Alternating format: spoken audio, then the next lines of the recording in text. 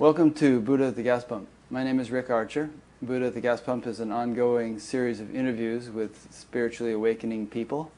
There have been about 350 of them now, and if you'd like to check out previous ones, go to batgap.com and look under the past interviews menu where you'll see them all categorized in various ways. This program is made possible by the support of appreciative listeners and viewers, so if you appreciate it and feel like supporting it, there's a donate button on the site, and I really appreciate those who have helped to support it. Speaking of past interviews, my guest today is David Godman, and I did one with him a couple of years ago, which I just listened to this past week, and I thought it was really quite good. We really covered a lot of ground and had all kinds of interesting conversations, so if you like this one, you might want to also go back and check out the other one. David, in case you don't know, has lived in India since 1976, mostly in Tiruvannamalai, Tamil Nadu. He spent his time there studying and practicing the teachings of Sri Ramana Maharshi. His anthology of Ramana Maharshi's teachings, Be As You Are, is probably the most widely read book on Sri Ramana's teachings. During his 14-year stay at Ramanasramam, 1978 through 92, he managed the ashram's library, cataloged its archives, and recorded the stories and experiences of devotees who had had direct contact with Sri Ramana. David is the authorized biographer of two devotees of Ramana Maharshi, Lakshmana Swamy and Papaji, who realized the self in Sri Ramana's presence and who later went on to become gurus themselves. He has written and published several other books that contain first-person accounts of devotees who moved closely with Sri Ramana Maharshi and who were transformed by his power and presence. Let's see, then David's bio goes on here for quite a bit, but I'm going to... You can skip the rest. Yeah, I'll be publishing all this on the Batgap website so people can read that to get more background on you. So today David and I are going to be talking about a number of things. We're going to be talking about several of Ramana's disciples, Maurice, Frydman, Muruganar, and Mastan, whom David wanted to speak about. And there's some questions that people have sent in. Perhaps they'll send in more, and we'll be covering a lot of different topics. We'll see where the conversation goes. So thanks for doing this, David. Appreciate it. Thank you for inviting. David's in Colorado at the moment on his annual pilgrimage to the United States. Cold places. Yeah. So you escaped the heat? Is that what you're doing over here? Oh, good idea. So where should we start? Where would you like to start? Well, you ask me and I'll reply if I can. Okay. So let's start by talking about these people you wanted to talk about. And I was thinking, as I was reading about them and listening to you say things about them, that, you know, we want to, as we do this, we want to make this relevant to people's current lives. So it's interesting to talk about, you know, people who were around Ramana and what they experienced and what they were like. But whenever we can, let's try to extract from that points which would be pertinent to contemporary seekers. I think we won't have any trouble doing that. So why don't we start with Maurice Frydman? Who is he? Maurice Frydman is one of the most extraordinary people I've ever come across, and virtually nothing is known about him. And because of his connection with Ramana Maharshi, Krishnamurti, Gandhi, Nisargadatta, the Dalai Lama, I kind of view him in my own mind as a kind of Forrest Gump of 20th century spirituality. He was in all the right places, in all the right times, to get the maximum benefit from interaction with some of the greats of Indian spirituality. And at the end of his career, he was just about the only person that Nisargadatta certified as a jnani. So in between all these trips to India's major gurus, he was a Gandhian. He worked for the uplift of the poor in India. He worked with Tibetan refugees. He edited extraordinary books. I Am That is probably one of the all-time spiritual classics. This man, for me, is, how shall we say it, a shining beacon of how devotees could and should be with their teachers. He was just an absolutely extraordinary man. And I think, he went out of his way to cover his tracks, to hide what he'd actually accomplished in his life. So I've enjoyed the detective work of looking in obscure places and digging out stuff that he personally tried to hide, not because it was embarrassing, but because he didn't like to take credit for what he'd done. So I see this as an opportunity to wave the Maurice flag and say, look, this is one of the greatest devotees, sadhaks, seekers from the West who's been to India in the last 100 years, and I think more people should know about him. Yeah, I remember, well, there were so many stories. I read the thing that you wrote about him. He was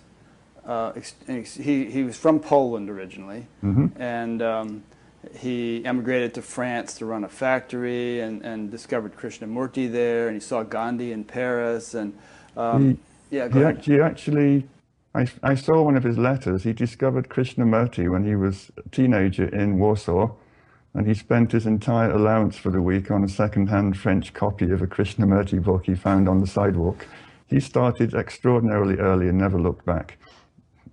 Yeah, and then he was recruited by an official in Mysore to run a factory in Bangalore, came to India, and he eventually became a sadhu in his own right, although he was a sadhu who perhaps never quite renounced women. There was somebody he wanted to, people he wanted to marry and so on.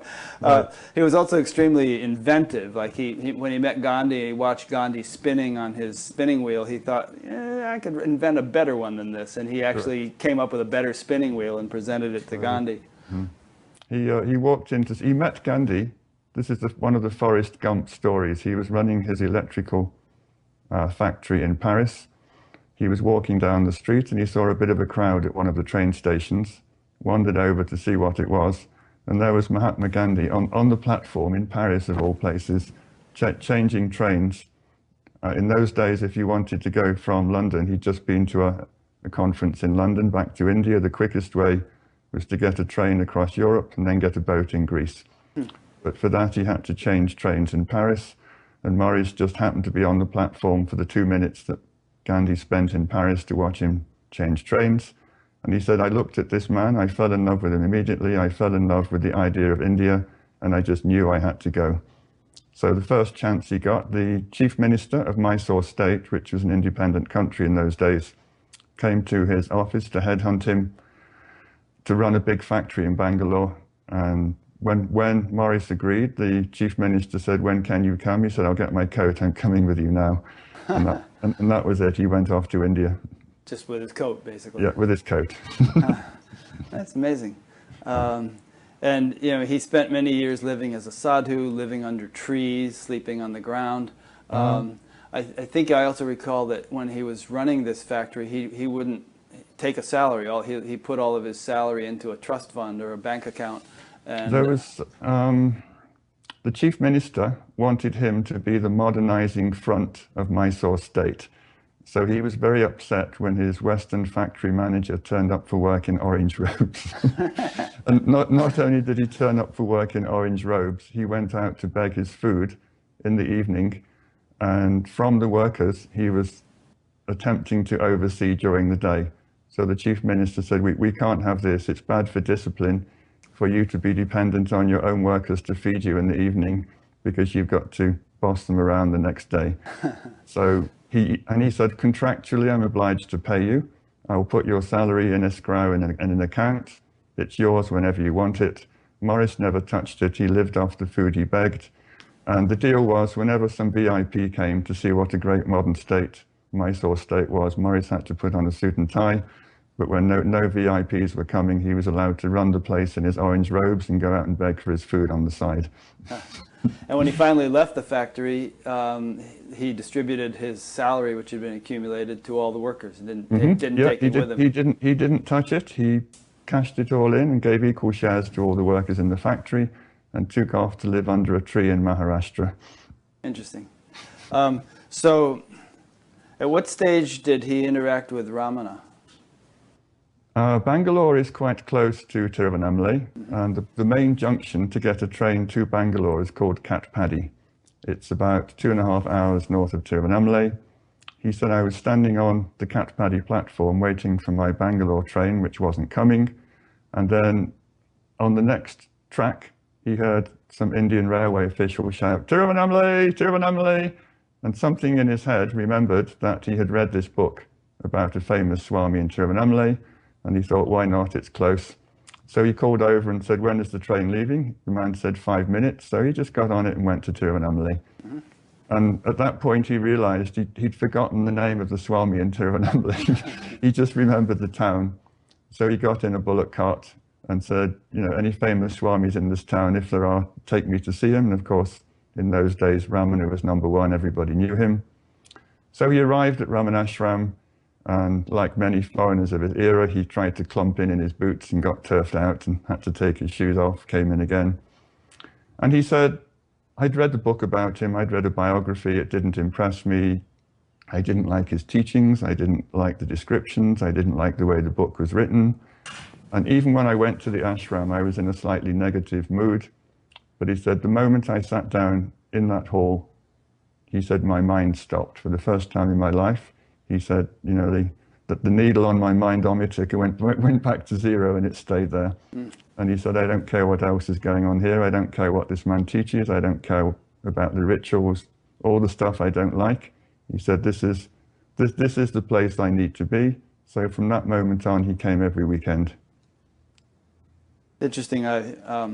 David, for the viewers and listeners, David has created a whole series of videos about Ramana and about the people who hung around him and about the kind of like various important places in Tiruvannamalai where Ramana lived, and I've listened to a whole lot of these over the last week or so. So I just want to mention that. Well, I'll be linking to that series from the website, but it really gives you a flavor of what life was like around him, and so many interesting anecdotes.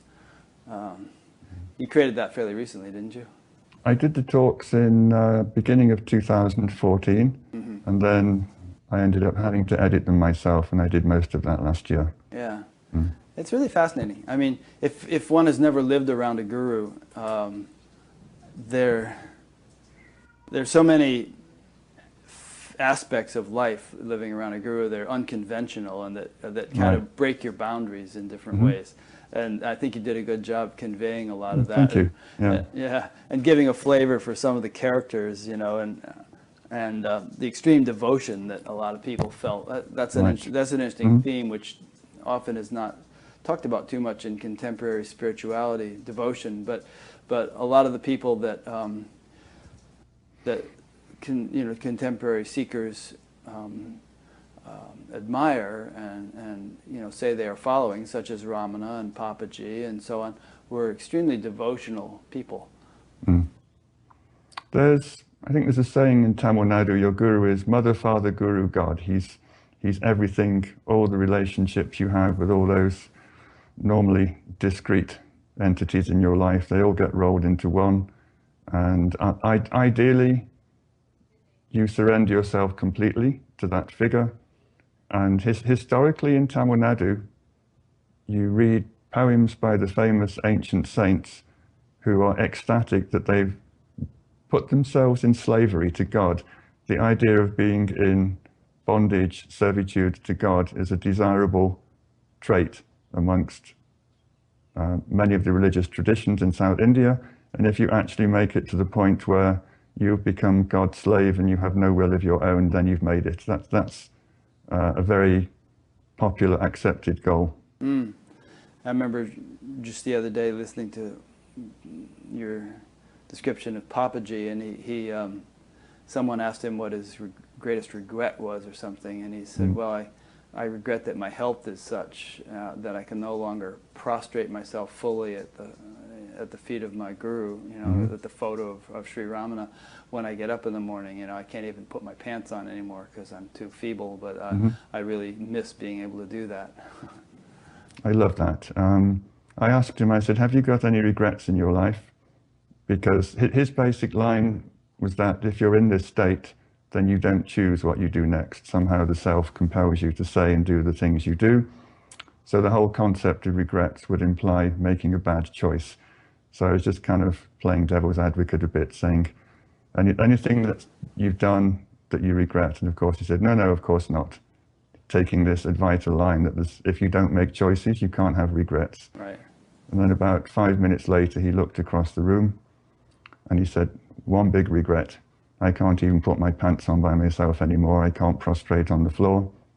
When I could move properly, every morning I would get up, lie full length on the floor in front of my guru's picture. That's how I started every day.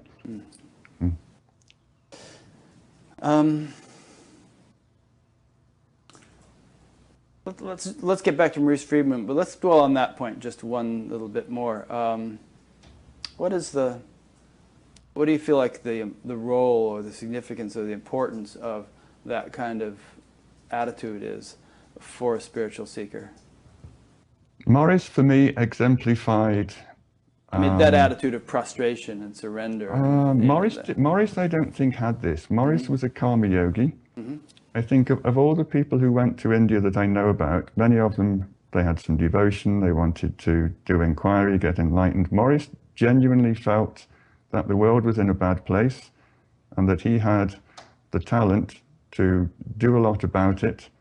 And he was always, I won't say on the lookout, but every opportunity he took to improve the lot of poor working people in India, he took it. So he wasn't a contemplative navel gazer. This was an extraordinary man of action who throughout his life was always looking to use his talents, his skills to make life better for other people. That brings up a point in itself. Some people are karma yogis by nature, some are more bhaktas, you know, they're going to have a more devotional bent, and so on. So one size does not fit all. So what is it about, what was Maurice's relationship with Ramana that's significant that you'd like to tell us? I mean, did he get enlightened with Ramana? Maurice came to India around 1933, started his factory, and he showed up at Ramanasramam in 1934. He had a very, very strong urge to become a sannyasi, and he asked Bhagavan for formal initiation. Bhagavan never initiated anybody. So his permanent, unflinching advice was, whatever circumstances you're in, make the best of them. If you have a job, if you have a family, do your work in that context. He never ever gave anyone permission to renounce the world. So like several other people, Maurice wouldn't give up. He went off to see Swami Ramdas, and Swami Ramdas, that's the Kerala man, he initiated him, and he took sannyas under the name Bharatananda, the bliss of India. So I think always there was this strong desire. He came, he saw the poverty, the poor conditions in India, and he just knew he had the talent to do something. The way he looked at Gandhi's wheel and said, Mr. Gandhi, I can make you a better wheel, and went out and did it on the spot. This is pure Maurice. Maurice was a do-it-now bulldozer. Wherever he went, he saw a problem, he addressed it, and he fixed it. And that's one of the things I like. No dithering, no committees, no consultations. He just went out, brought a better wheel back in. Gandhi tried it and said, this is better, thank you very much. This will be my personal wheel from now on. Go and see my people and make this the standard model for everybody in India, and I'll keep this one for myself. So that was just one of the extraordinary things he did off the cuff in an afternoon. Yeah. And that was the theme of his life. Another thing he did off the cuff is while he was on his deathbed. Got this story, yes. Yeah, you tell the story rather than me. So I've been poking around looking for Maurice. Everybody has a really extraordinary Maurice story. Nobody has a lot. He was very careful about talking about himself, letting things slip. But I have had a letter from his final secretary, and Maurice fell and had a bad accident. He fractured his hip, and the doctors came and said, he's not going to make it more than a few days. All his organs are failing one by one. Just give him some painkiller, palliative care. We can't operate, he's in too feeble a state. So one of the organs that failed was his kidney, I assume, or his bladder, and he needed to have a catheter. And I don't know if you've had a catheter. I know my dad had a catheter. And when I went to see him in hospital, he said, don't make any jokes, laughing hurts too much. So it's not a very nice thing, even with an anesthetic. And I've watched friends have this in India, and it's a bit brutal, and often without an anesthetic. So Maurice, of course, had a fractured hip, and you have to keep still when these pipes are going in. And when his bladder had been emptied, he said, "Is that what people have to put up with, having a catheter? This is terrible. Bring me my Stanley knife. Bring me some plastic tubes. I'm going to make a better catheter before I die." So his final days on planet Earth, he's lying on a bed with a fractured hip that no one wants to operate on. His organs are failing one by one.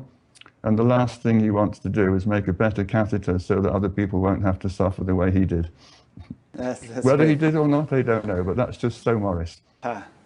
So I think I gathered from reading your stuff that Ramana acknowledged Maurice as having been self-realized. Yes? No, I have to backtrack on this. Sure. So he went off to see Swami Ramdas in Kerala to get the initiation, and Ramdas took one look at him and said, "This is your final birth," which was quite a bold prediction. This was a Western man in a business suit who just walked in on his first day. So Maurice came back to Ramanasramam, and everybody there laughed at him because all they could see was the man in the business suit. But Ramana could see there was something different and special about this man. He said that Maurice had been in India before. That was something that Ramana was quite careful in saying. He said, "He's one of us, he's been here before." But he didn't say he was enlightened, and his relationship with Ramana was a bit rocky. I said Maurice was a bit of a bulldozer. Wherever he went, he thought he knew best and what people should do. And Ramana was one of the few people he couldn't bulldoze. He was trying to give him a better diet, trying to make people look after him better. And Ramana was basically saying, "Mind your own business. That's not what you're here for." So it wasn't until, one thing I must say, I know a woman who was with Maurice in the 1970s, and I had a discussion with her. And I said, "I've read some summaries that Maurice gave of Krishnamurti talks that he attended in the 1950s in Madras, as it was then. He gave summaries to post out to all the people all over the world who couldn't come." And I said, Maurice's summaries are actually more interesting, more comprehensible, and I get more from them from reading Krishnamurti books. These are such excellent summaries. I wish they'd been published.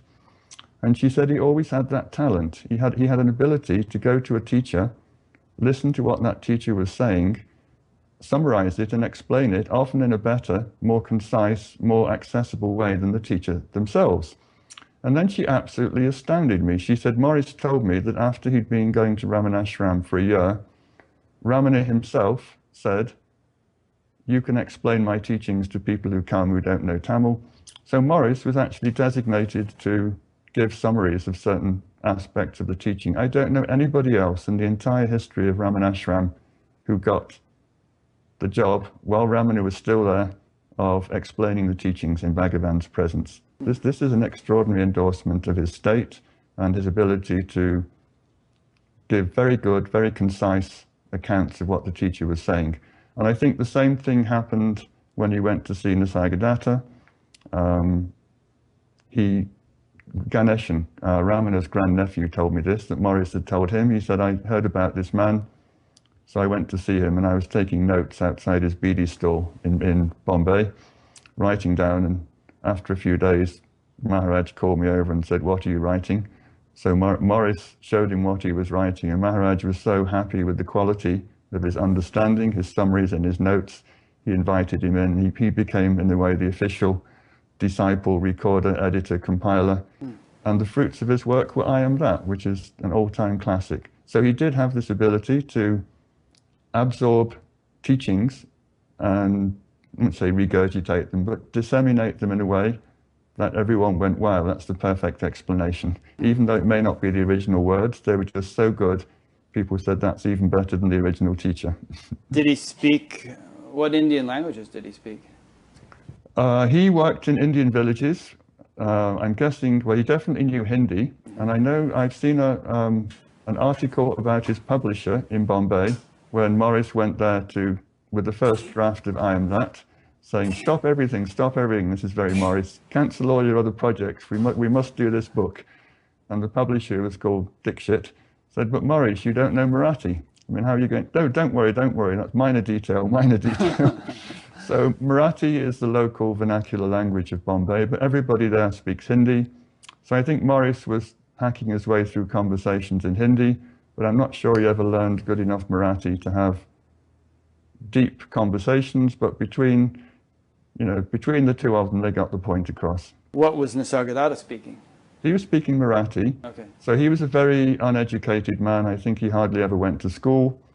He had a very rough, coarse village accent and village humor. And I saw educated Marathis come in to talk to him, and they couldn't understand the word he was saying because he was 80 years old, had a thick village accent, and wouldn't put his false teeth in. So it was quite a task to actually get sense out of him in the final years. And the people who were the regular translators, I think they were tuned into his accent and his lack of teeth, and they got it.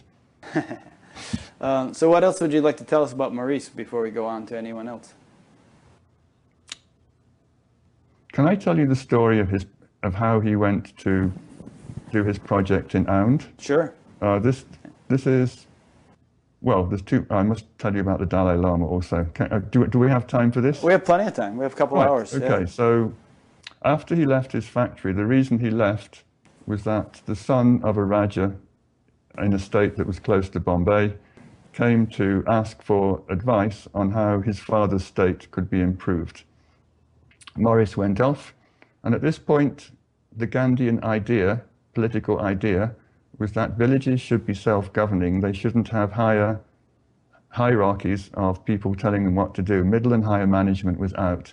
Gandhi had a notion of this thing called Panchayat Raj. The Panchayats were the village councils, and the Raj means rule. So he wanted India to be a confederation of self-governing villages with no higher management sucking out taxes and spending it on wasteful projects higher than the village level. So Maurice went off, and this is a typical Maurice story again. He walked in to see the Raja, and the Raja said, "Mr. Frydman, we've hired you as a consultant. How can we improve my kingdom?" And Maurice said, "The only thing you can usefully do is abdicate. You're a parasite. You're sucking up all the revenue from your villages. You live in a big palace. Your villages are poor. You don't help them. You just collect their taxes and live a high life. What you need to do is abdicate, but not in favor of your son or anybody else. Abdicate in favor of the village councils of your realm." And amazingly, Maurice was a very persuasive man. He actually persuaded this Raja to abdicate. And so far as I know, it's the only instance in Indian history where a ruler has abdicated in favor of his people rather than a general or a son or anybody else. So Maurice because this was a Gandhian project, Maurice wanted Gandhi himself to endorse it and co-sign the constitution with the Raja. So Maurice went off to see Gandhi in his ashram. He explained what was going on. The prince was there. And Gandhi said, "It's a very nice idea, but you can't cut people loose like this. If you want to have this project, if you want my endorsement of this project, you both have to agree to live there for a number of years. You have to teach these people how to be independent, how to look after themselves." And then he jabbed his finger at the Raja's son, and he said, you can't live in that palace. You're going there to try and convince these village people that village life is a good, viable way of living, and they're not going to respect you if you rock up every day in a big car from the palace. Build yourself a mud hut in one of these villages, live there for 10 years and demonstrate to your people that that kind of life can be a rewarding, productive way of life. So Maurice and Appa he was called, looked at each other, and they said, okay. So Gandhi signed, and then Maurice and Appa went back to this state. And Maurice said, the first night I slept under a tree. I didn't even have a house to live in. And slowly, they taught all these people the basics of self-governance. Maurice was very practical. He taught them carpentry, plumbing, engineering, all the things they needed to know. But the one part of this project that really impresses me was that when the central government was dissolved, there was what to do with the people in the central government prison. Nobody wanted them. So Maurice said, parole them all out to me, put them on personal probation, parole to me, I'll be responsible for them. So he went off and built a village with the aid of these prisoners. He taught them how to build houses, he taught them agriculture, he taught them all the skills they needed to live independent lives. And the recidivism rate was zero. Not a single one of these people ever needed to go back to jail. And I've seen interviews with these people, filmed interviews in the 90s, they were old men, and they were crying. They just said, Maurice saved us. And this was such a famous project. In the 1960s, they made a Bollywood film about it. And Maurice was hired as the technical advisor. So he went down to the set and made sure everything was properly recorded. And then the director said, "Thank you very much. I'll give you a credit at the end as technical advisor." And Maurice said, "No, thanks. Don't put my name on it. This is very Maurice." And the director said, "Of course I'm putting your name on it. This is your project. You're the technical advisor. Of course your name's going on." And Maurice said, "Well, in that case, I'm going back to the Bombay High Court to take out an injunction against you, forbidding you to put my name on this project." This is the way Maurice was. He went through his whole life doing absolutely extraordinary things, and then when he'd done them, trying to cover his tracks and pretending later they were nothing to do with him. That's pretty neat. He's a man who just didn't want people to know all the good things he's done. That's another thing I admire about him. Yeah. You know, some people might be wondering, well, you know, what's the spiritual significance of all this? But I think that, you know, you shall know by their fruits you shall know them.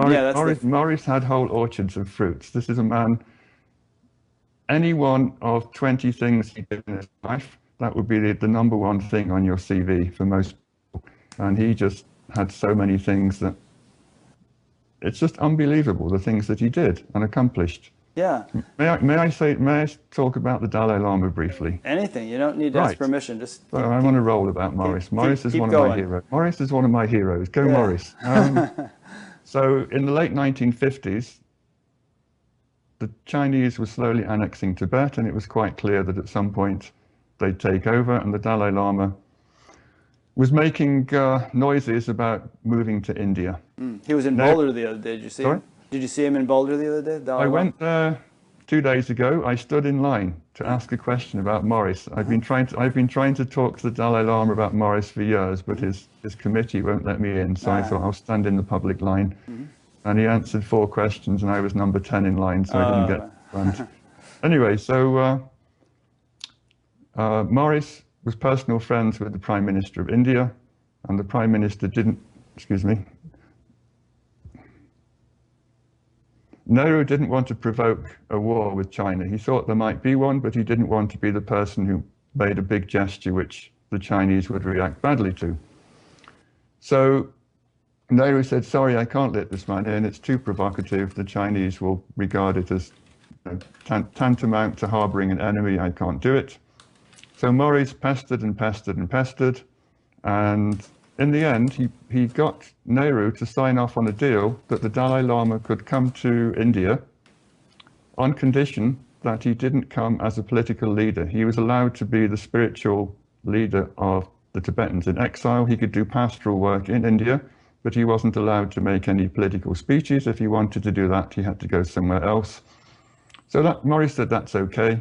You remember I told you about the prince, the son of the Raja who abdicated? He joined the diplomatic service after independence, and he was the Indian government's representative in Sikkim. So Maurice thought, as a final fig leaf to pretend that he's not fleeing to India, we'll arrange for the Dalai Lama to cross Tibet and go into Sikkim. And he was welcomed there by Appa Pant, Maurice's friend, and put in one of the local monasteries. And Maurice also sent one of his Polish friends, Uma Devi, to look after him. She became the Dalai Lama's cook, and she looked after him for several years. After the Dalai Lama did come to India, Maurice ran all over India, arm twisting his rich friends, getting money, land, to establish all the Tibetan colonies in India. And Uma Devi, his friend, ended up running many of the refugee camps in and around Dharamsala. So I saw an old YouTube film of the Dalai Lama in Poland giving a speech there, and he stood up and said, "I want to talk to you today about the 2 greatest Polish people I've ever met." And he talked about Maurice and Uma, and everyone looked around like, "Who's he? We've never heard of him." So that was Maurice has no recognition anywhere in the world, despite these extraordinary things. No one knows anything about him. Oh, I got to tell one more story. Yeah, keep going. So Appa Pant's daughter, I called her up and I said, "Maurice came to see you and your dad. Did he tell you any good stories?" This is just what you do. You just keep calling, and bit by bit, all these amazing stories come in. She said, oh, we were just young girls. Our job was just to serve the tea and coffee. This was men's business. We weren't allowed to sit and listen to high politics in those days. And I said, come on, they were speaking English. You were in the room. You must have heard some good stuff. And then finally, reluctantly, she said, oh, I remember. My father once asked Maurice how his recent trip to Russia was. And this was the first time I discovered he went to Russia. I think he was on an economic delegation. He was a member of the Congress Party, and he probably spoke Russian, so he was a good person to send along. And I said, well, what did he say about Russia? He said he went to the Kremlin to meet Khrushchev, and he wagged his finger under Khrushchev's nose and said, Mr. Khrushchev, you're not a real communist, you're a fake. You're living off the fat of the land, you're not a real communist. So the same lecture he gave to the Raja in India, he just walked into the Kremlin and wagged his finger at Khrushchev and was probably lucky not to be sent off to the Gulag. But that was Maurice. Maurice had no filters. If he thought you were not a useful member of society, you'd be found out very quickly. A very bold man. Right. Okay, so I took a bunch of notes here when I was reading some of your stuff. What was this about orange juice with Maurice? Right. This was Maurice being his typical bulldozer himself. So he walked in to see Ramana and thought, this man's not eating properly. I'll put him on a better diet. So he went off, bought a couple of oranges, hand squeezed them, brought them in, put them on a tray, and said, you need more vitamins. Kind of drink this. And Bhagavan, of course, never consumed anything that he couldn't share equally with everybody in the hall. So he waved around saying, what about these 200 people here? As a kind of way of saying, no, thank you. But to Maurice, that was just a challenge. He went to town and bought every single orange he could find, hand squeezed 200 glasses of orange juice and had them all kind of paraded in on a big tray, he gave the 200 people a glass each, and then he gave Bhagavan his glass and said, now you can't refuse, everybody else has had a glass first. And Bhagavan said, okay, you've made your point, I'll take it, but don't do this again, it's not necessary. So that's just the way he was. He was just a man who saw things, thought they needed to be changed, and just took action and got them done. Yeah, so I suppose the significance of our talking about him is that he's an excellent example of a karma yogi, somebody who puts his money where his mouth is. Exactly. He had a dual strand. So while all this was going on, he had an intense relationship with Ramana, with Krishnamurti, with Nisargadatta, and I think he got it finally with Nisargadatta. So I'm not saying his karma yoga got him enlightened, but that was just an unquenchable thirst he had to make the world a better place, but as a kind of parallel internal practice strand of his life, he was going to see all the big name Advaita gurus in India, sitting with them, getting their darshans, listening to their teachings, and he got it. He definitely got it with Nisargadatta. Yeah. Can I tell you about how I asked Nisargadatta about this? Sure. Anyway, so he was cranky, feisty. He was always complaining what terrible people we were. And, why do I waste my time talking to you people? Nobody listens to me. No, sorry. Get this right. No, the first question was, I said, in all the years you've been teaching, how many people have actually got enlightened? And he said, what business is that of yours? I said, well, it's a bit like a lottery. If you know there's 100 winning tickets out of 1,000, you think, oh, that's not bad, but if it's 1 in a million, you're a bit discouraged. So I just want to know what the success rate is here. And he said, none of your business. How will that fact help you in any way whatsoever? So I said, okay. And then a few days later, he was saying, oh, why do I waste my time talking to you people? Nobody listens, nobody understands. So I thought, okay, let's try again. I said, in all the years you've been teaching, how many people have actually understood what you were saying and experienced it? And he said, 1, Maurice Frydman. And that was the only public certification I ever heard him make, except that every morning he did a very elaborate puja to his guru and all the gurus in his lineage. And in his puja room, he had photos of all the big name saints that weren't in his lineage. Ramana was there, Ramakrishna was there. So first he put a blob of kumkum on his guru's head, all the people in his lineage, And then he'd go around the room and put a blob of cum-cum on all the people he thought were worthy of cum-cum because they were enlightened, even though they weren't in his lineage. And Maurice had 2 photos in that room. I think he was the only person who managed to get 2 photos. And every morning, both Maurice's photos got the cum-cum treatment. So this wasn't something he was willing to, he doubled down on that kind of, Maurice was the one person he was satisfied in his life. Interesting. Here's something you sent to me. You said, if you want an entertaining digression here, I would be happy to talk about Gandhi's attempts to meet with Sri Ramana and how one of his leading followers prevented it from happening. If we take this side trip, I should also like to talk about Gandhi's spiritual status with stories from Papaji, Ramana, and Lakshmana Swamy, all of whom had a high regard for him.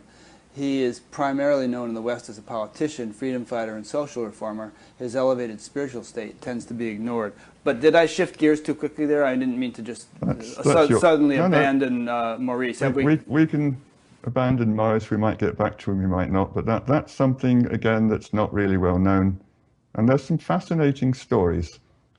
I think a good starting point is the 1983 Oscar-winning movie Gandhi, which is a great movie, except that when he gets shot, he goes, "Oh my God," or "God, God," like this. Right. And that completely misrepresents Gandhi. He said Ram, didn't he? He said Ram, Ram. Right. Ram, Ram, Ram, Ram was Gandhi's mantra. And the different, "Oh God" means, "Oh, what a surprise. Oh, what a shock. I've just been shot." Yeah. Whereas if somebody shoots you fatally and you've got 2 seconds to live, and the first thing that stirs out of you is repeating the name of God, then you're fairly well established in that state of the mantra, of the japa. It's an acquiescence, a state of surrender. It's in his final moment, he repeated the name of his God, became one with his God, and passed away. So the God story really is the one thing in that movie that really annoys me every time I watch it. Yeah. So one thing before we go to Gandhi at Ramanasramam. Remember, just an aside, I was helped to teach the course in which Deepak Chopra learned to meditate right around that time, early 80s, and before he was famous and everything. And he made that same comment. He said that movie really blew it, you know, because they missed the whole point there when he was shot. Yeah. Okay. Go ahead, continue. So Papaji didn't like Gandhi's politics. In the 1920s, he wasn't a Gandhian. He was trying to throw the British out by force, but he had a great respect for him, for his spiritual state. And in 1947, after partition was agreed, Gandhi was absolutely against partition. He said, "It's like splitting my body in half. I don't want it." He was sidelined in the Congress Party, and he was conducting prayer meetings in Madras, as it was then. And Papaji was working in Chennai, so he went along to the prayer meetings and somehow ended up being Gandhi's minder or attendant, which is an interesting connection. And he said, one day I was sitting there with Gandhi, we were just by ourselves, and Gandhi was spinning his thread as usual. And he said, "I heard the sound of Ram, Ram, Ram, Ram, Ram." And I looked around, nobody else was there, the radio wasn't on. So I fine-tuned my antenna a little bit. And he said, I was astonished to discover that Gandhi's body was actually vibrating with the sound of Ram, but at a very subtle level. And he said, that's an absolutely extraordinarily elevated state of spirituality, where he called it ajapa, spontaneous japa, where the japa has so permeated your being, your body, that when you're engaged in a task, the rams in your body have kind of stored up and they're spontaneously chanting themselves and radiating off at a subtle level from your body. Interesting. So, you know, Gandhi's another example of "you shall know them by their fruits." I mean, exactly. Just someone with that degree of determination and dedication and commitment and absolute, he changed the whole destiny of a nation in this very, very simple way, and that kind of thing is symptomatic of a very significant inner state. Exactly. So Ramana often read things that Gandhi had written. He was a prolific writer of articles and they got published. And once or twice he would read out something Gandhi had said with absolute unwavering approval. He said, yes, this is the true state. This is the state of the self. So he had an extraordinary high regard for Gandhi's spiritual state, And when Congress people came to Bhagavan saying, how can we help the struggle for independence? He said, whatever you desire and work towards means you've got the I am the body identification. He said, be like Gandhi, have no expectations, no desire to accomplish anything.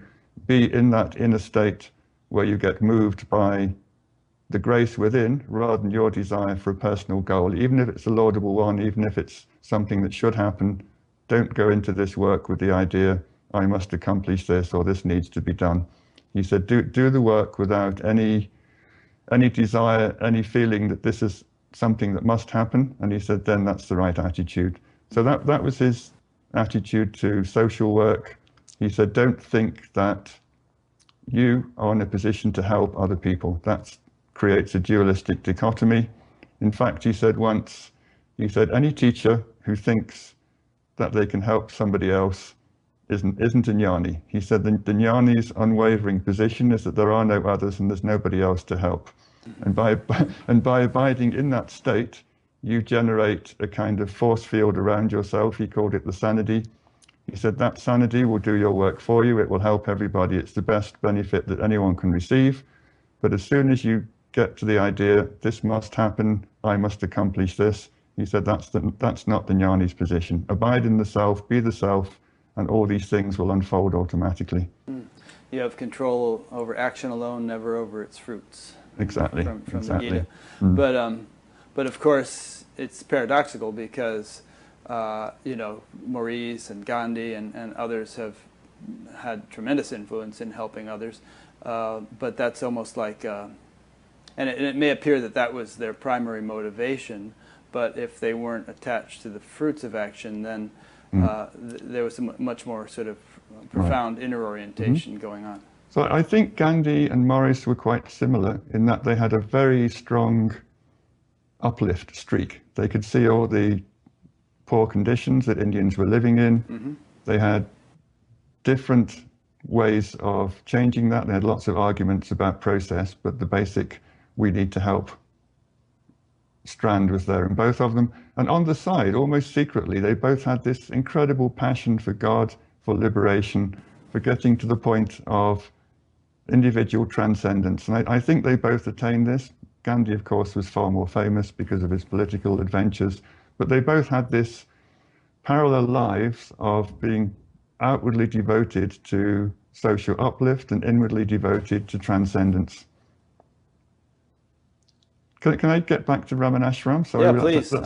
So Gandhi came on a trip to Tiruvannamalai, and everybody was very excited. They thought he might come into Ramanasramam, and he was going to give a political speech about a 5-minute walk from Ramana's ashram, and he had to drive past the main gate.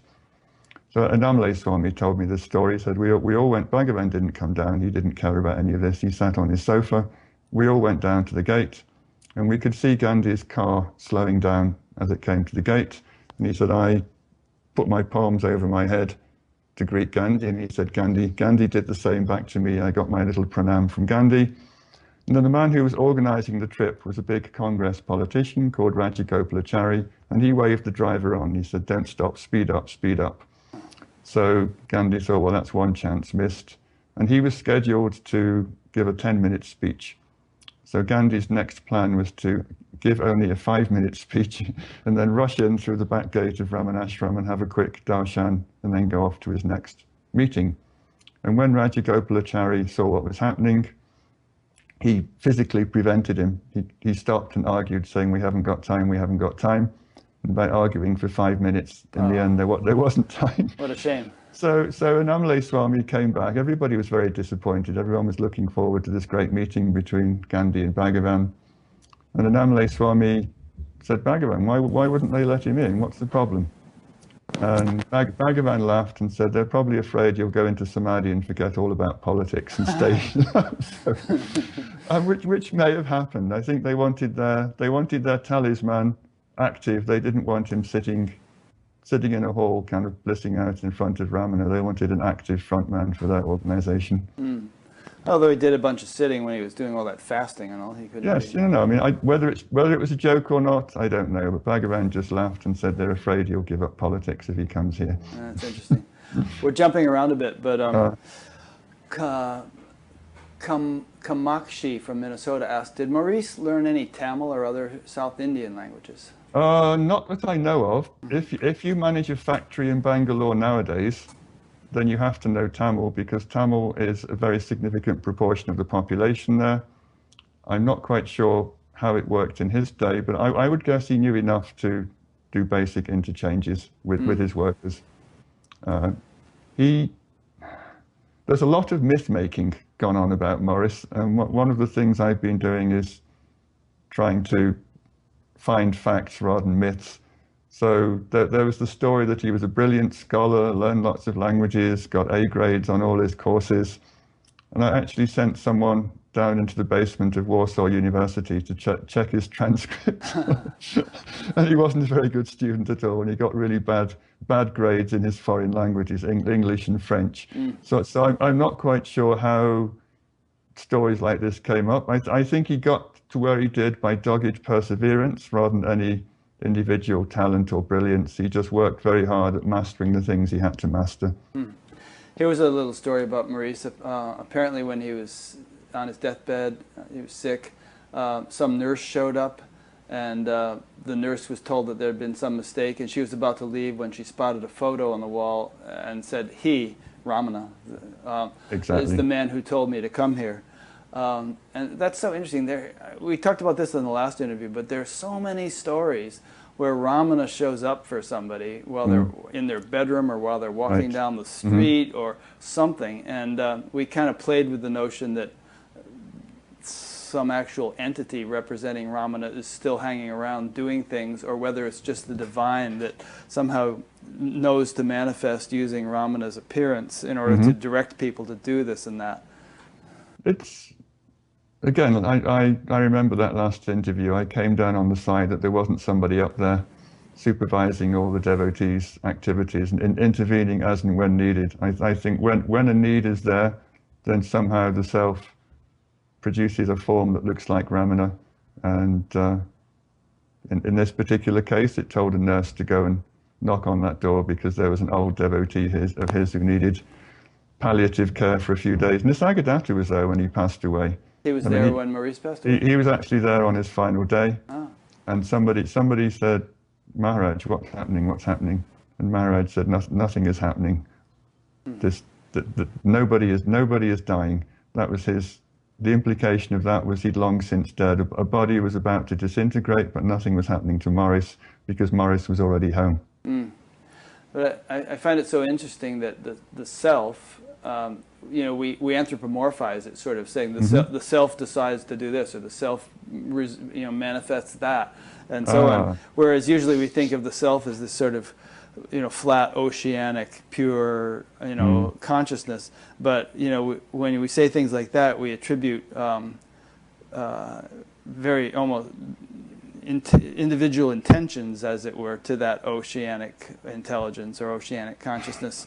So maybe either you or maybe quotes, people you can quote, such as Ramana or Papaji, could comment on that idea. Bhagavan was very insistent that they're called sankalpas in India, the intentions to accomplish something. He said God, the self, is absolutely without sankalpa whatsoever. He said in the presence of the sun, one flower might bloom and another might not.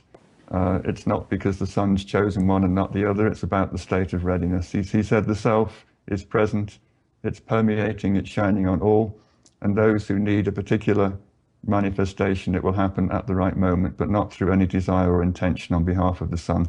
And he said the self is like that. And yet it seems that the self is actually orchestrating things in a very intelligent way, like showing a picture of Ramana to that nurse, or you know, and telling the nurse to come, or you know, showing up in Pamela Wilson's bedroom and when she asked for help, and many stories like that. So it's kind of more than just a sort of completely passive, inactive, flat thing. It seems to be more of an engaged in our world in certain ways.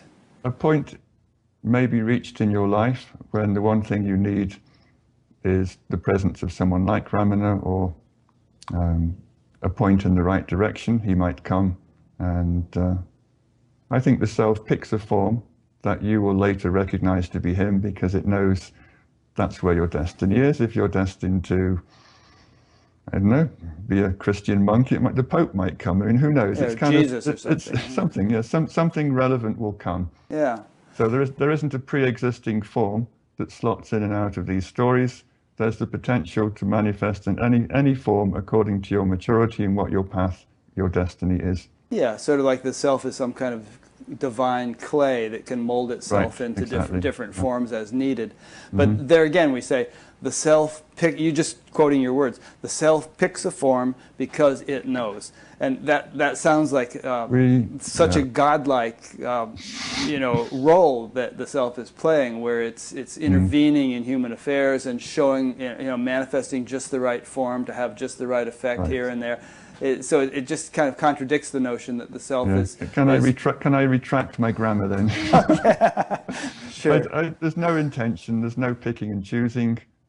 A particular person will have a predilection, a passion, a level of maturity, and that itself will condense as the form that it needs in that moment. There isn't somebody up there saying, time to go and see Rick, time to go and see David. Well, there's a quote from the Gita, Krishna says, as men approach me, so do I favor them. So it almost, maybe it's as you approach, then the divine sort of, you elicit a response from that field of all possibilities that's appropriate to your situation. Exactly. So can I digress even more? Sure, no problem. We're actually on precisely the right trajectory here with all our digressions. It's a relevant story. So I lived in a house in India about 12 years ago, and I ended up buying a piece of land where I live now, and the person who owned it had been having visions of Bhagavan in the late 1990s. He was at that time an economics student at Harvard University, a very straight-laced kind of place to be, not the sort of place you want to admit to having visions. So he thought, I'm keeping quiet about this, I don't want a trip to the mental hospital. So he was smart enough to find out from his visions who the person was, but didn't really pursue it one way or the other. He just knew it was Ramana. And he was good enough to win a prize for the best thesis of his year. Part of the prize consisted a cash award to his course supervisor, who of course had done nothing. My friend had written his thesis and the professor had just signed off. So the professor was very happy and said, great, come out to dinner, let's celebrate. So he went out to the professor's house. It was outside Cambridge. Couldn't work out which was the back and front of the house, and knocked on the back door, kitchen door by mistake, and no answer. So he went in, and on the fridge in front of him was a picture of me and my ex-wife on a magnet on the fridge. And at that point, his professor came in, and my friend said, what's David Godman's picture doing on your fridge? And he said, well, he's married to my daughter. They live in Tiruvannamalai. So that's how that connection made. So Dad was an atheist Marxist, so this was a bit of a shock to him that his star student, who just won an award for the best thesis of the year, had been having, David told him, I've been having visions of this man in India. And so Steve put him in touch with me, and David came over, fell in love with Tiruvannamalai. I eventually bought him a big piece of land, and now we share this property in India. And it's all because Bhagavan appeared to him in visions when he was doing his undergraduate work, and he kept quiet about it till he saw my picture on the fridge of his professor in his professor's kitchen. Amazing. Yeah, such things are not random coincidences. No, so somehow he was destined, or we were destined to meet. He was destined to come to buy this land. And at some point, the easiest way of doing it was for Ramana to pop into his dreams, his visions, for him to win the prize, to go and see his professor, to see the picture. And that's why we're now neighbors. Interesting. Let's switch on to Muruganar, if I'm pronouncing that correctly.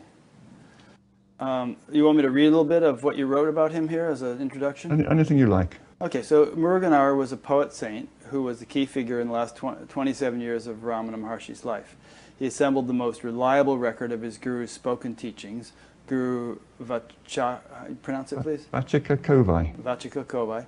He persuaded him to write down his teachings in Uladu Naran. Uladu Nalpadu. I should just let you say this. Why don't you go ahead and talk more about him rather than me reading his name. Okay, so what any aspects of that you want elaborating on, or shall I start at the beginning? Start at the beginning and tell us why you think that Muruganar was so significant that he's one of the three people you really wanted to talk about today. Okay, so Muruganar was an outstanding Tamil scholar. This is before he met Bhagavan. Mm-hmm.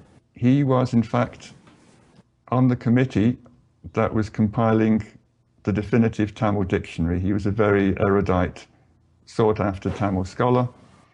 But he was also looking for a guru, and his template for the guru-disciple model was the one that had occurred between an old Tamil saint called Manikavachika and Shiva 1,000 years before. So Manikavachika was the prime minister of an old Indian kingdom, and he was desperate for a guru, and his desperation, this is back to what we were talking about before, caused Shiva to appear before him and become his guru, and he got the enlightenment experience with Shiva, and as a result of that, and in gratitude for what Shiva had done for him, he toured all over Tamil Nadu singing songs in praise of Shiva, and those songs were collected and compiled in a work called Tiruvannamalai, which is one of the all-time classic texts of Tamil devotional literature. So Muruganar saw that as his model. He had a father-in-law who was a prominent devotee at Ramanasramam. The father-in-law came, showed him one of Ramana's poems. Muruganar thought this might be the man for me. So he came, composed some verses on the way, went to see Bhagavan. And to cut a long story short, Bhagavan completely captured his heart. And in a very, very short period of time, he got the liberation he'd been seeking. But Bhagavan could see that his secret desire wasn't just for a guru. He wanted to serve that guru or manifest his gratitude towards that guru by composing Tamil poetry. So Bhagavan said, "Can you write like Manikavachika?" This is on their second meeting. And Muruganar, of course, thought that's tall order. That's tall order. This is one of the all-time great saint poets of Tamil history. But he took that as at least a sign that he should proceed. So over the next few years, he actually composed a work praising Bhagavan that paralleled the Tiruvachikam. And Bhagavan loved it, he encouraged it, he read out all the poems when they were published.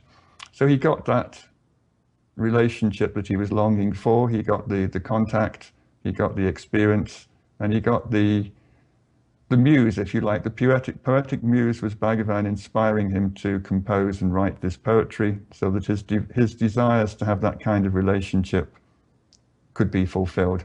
Bhagavan had an interesting ability with certain close, advanced people that if you composed poetry in his presence, if you like, somehow it came very easy, very spontaneous, and they actually felt that what came out of your pen was him writing. Ganapati Muni had this experience, Muruganar had this experience, so they both felt that somehow his Shakti, his presence, got into them, and without any effort on their behalf, poetry would spontaneously come out of their fingertips. So this was something that was switched on in Muruganar's brain, and for all of his life, he had an ability, that's not even an ability, poems spontaneously appeared inside him, almost ready-made, and he would speak them out or he would write them down. He was a bit scatterbrained, he wasn't a good organizer, so other people would collect them, write them down. If he dictated, he'd write them. And in later years, he had a slate handy. He was very old school, chalk and slate, and he would write them down. And if the next one came before anyone had visited to copy it, he'd just wipe it out and that won't be lost forever. And he probably wrote about 25,000 verses in his lifetime, or rather, they came out of him spontaneously, unasked, inspired by the same experience that he'd got with Bhagavan. That same power created this poetry inside him, and made it flow. So I've translated some of these poems with Pandit translator friends. They're absolutely gorgeous. They are praising Bhagavan. They're talking about his own experience of the self, which Bhagavan absolutely endorsed, by the way. Although he never gave a public certificate to Miragana, there was absolutely no doubt that Bhagavan approved of the poetry that said, "Thank you for giving me the grace to realize the self." I mean, I'll just give you one example of how definite this was. Miragana was sitting in Bhagavan's presence, thinking about what to write next. He'd started a long poem. He'd written, it was a single verse format. He'd written 200 lines, and thought he'd go for a walk and think about it and come back. And when he got back, Bhagavan had picked up his manuscript and written 300 more lines. He must have gone for a very long walk. And the first verse that Bhagavan wrote was as if he was Miragana, praising Bhagavan, saying, "Thank you for giving me the grace to realize the self." So Bhagavan himself was imitating Miragana's style, and the first verse he wrote down was, thank you, Guru, you've done this for me." So that's about as strong an endorsement you can get without handing out a certificate. So there was no doubt in Bhagavan's mind that this was a liberated soul sitting in front of him. So that was his devotional side. But parallel to this, he was writing down Bhagavan's teachings, and it may sound very odd. To me, it still sounds odd, but in those days, people didn't write down what Bhagavan said in Tamil, which was the language he spoke. They would tend to write down in English or occasionally Telugu. So there are very few records of what he said in his own language as he said. So they would kind of translate on the fly. Yeah. So for example, the man who compiled talks, he was the interpreter and the transcriber. So he just tended to write down what the translation he was giving out to the visitors was, rather than what Bhagavan said in Tamil. Miragana was different. Miragana wrote down what Bhagavan said, and the same day he would show it to Bhagavan, and Bhagavan would say, "Yes, very good," or he might say, "Change this, add this, not quite right." And by 1939,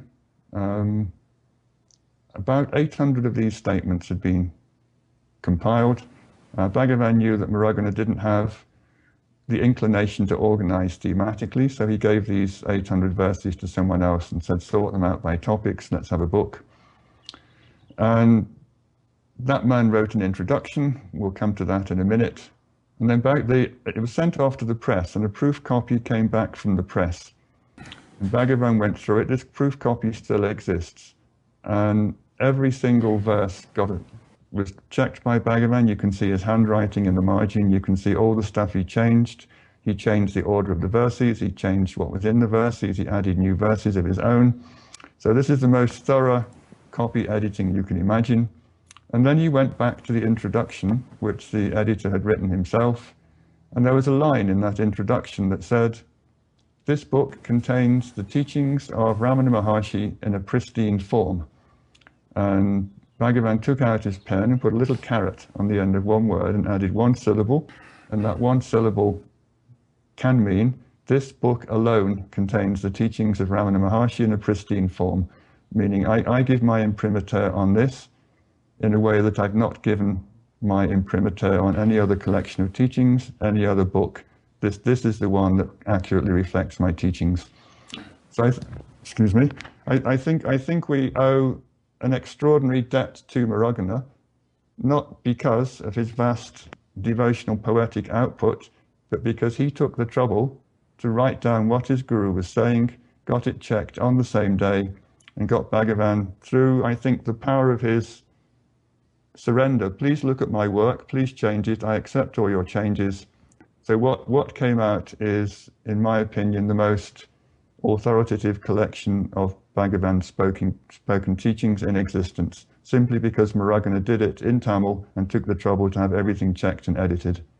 It's really significant, actually. I mean, think how different things would be if someone had done that around Christ or around Buddha and so on. Mm-hmm. I mean, usually it's a couple hundred years later and somebody starts writing things down, Right. So it's important. Mm-hmm. Yeah. There was something about Miragana, I think I've talked to teachers about this. If you have a strong devotion and a desire for your guru to do something, the guru tunes into your devotion and has to do what you want. So the level or intensity of your devotion compels the guru to act in the way that you desire. Yeah, I was listening to a couple of your recordings in which you mentioned two devotees whom Ramana said he was afraid of. Exactly, yes. Yeah, meaning they were so devoted to him that whatever they wanted, he had to do. Right, exactly. So Mrugana had this level of devotion, on top of which, like the icing on the cake, was this strong desire to have Ramana record his teachings properly. So these 40 verses, Aladu Narpadu, he persuaded Bhagavan to compose them. He wrote another poem, towards the end of which he wanted Shiva to give a speech giving out his basic lessons, and thought, Shiva's sitting in front of me, we'll get Ramana Shiva to do this. So simply because he had the intensity of devotion, if he put in a request like this, whatever Bhagavan might have been feeling, he had no capacity to say no. So through the strength of that devotion, Bhagavan responded by giving out written teachings, which are still today the core, most authoritative statements he ever made. I just want to interject a point here. You know, you mentioned earlier that Maurice, for instance, he didn't so much like the scene around the ashram when he first showed up, and he had objections to this and objections to that. But sitting in Ramana's presence, his mind stopped.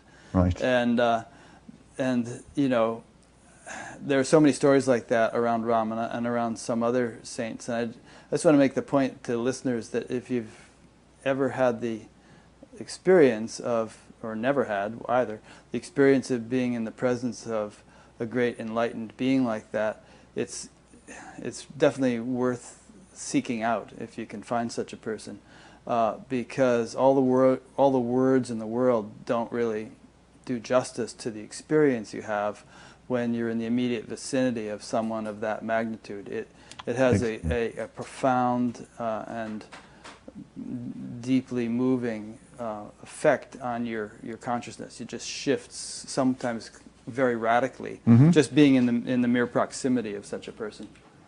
I agree entirely. My first proper experience of this was with Lakshmana Swamy in probably 1978.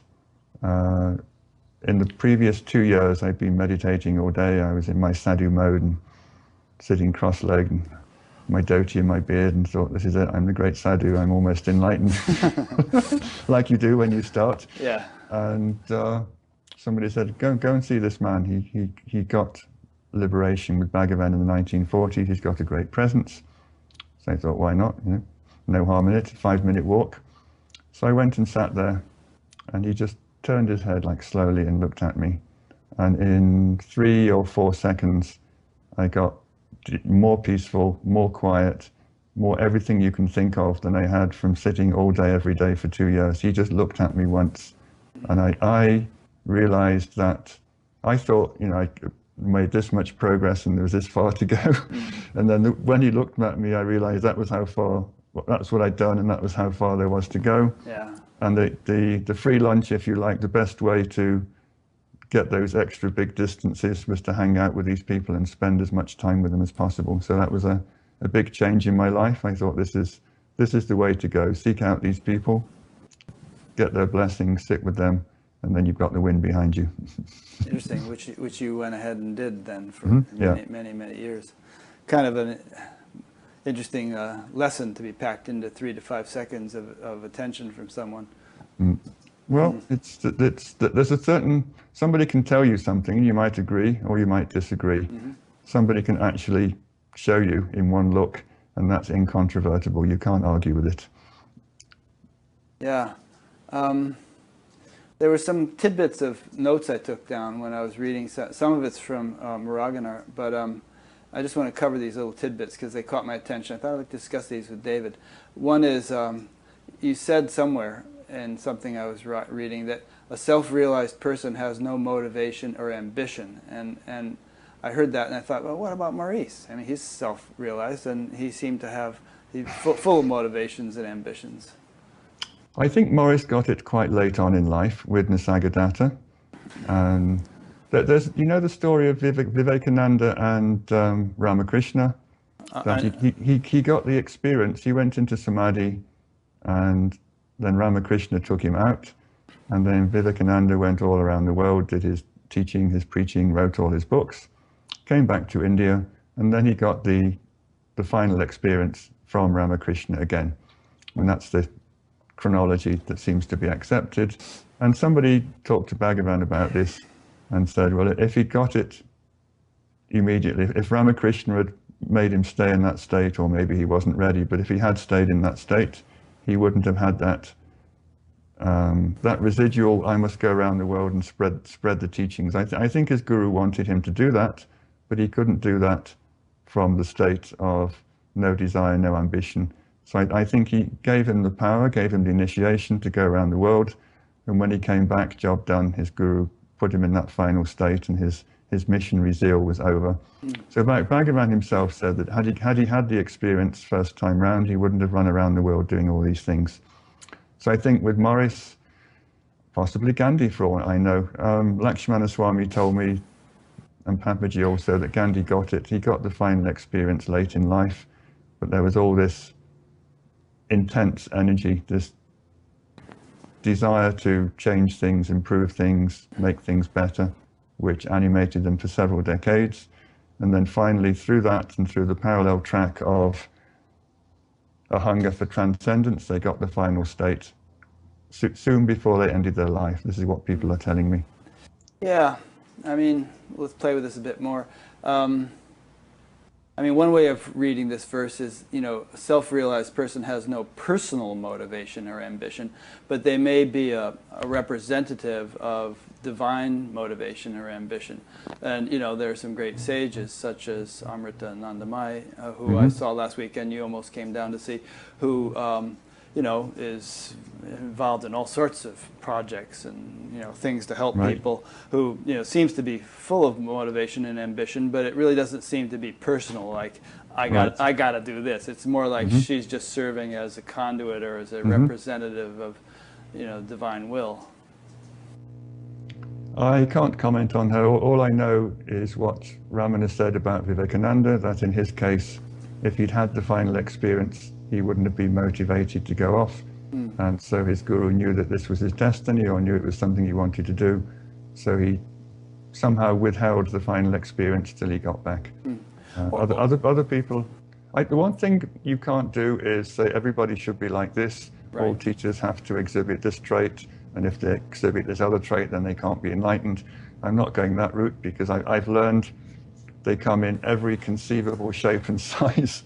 And the most odd, bizarre characters seem to have it, and the ones who look pure and holy quite often don't. There's no one size fits all. Everyone has a destiny, physical destiny to fulfill in this life, and some of them do it from the enlightened perspective, and most don't. For example, Bhagavan would quote, he would list famous jnanis in history, and he'd always add King Janaka. I was just going to mention King Janaka, right. King Janaka was a busy man. He was an exemplary king. He ran his kingdom, but he did it all from the state of jnana.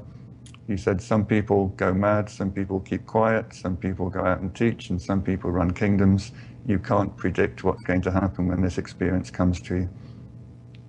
Yeah, so you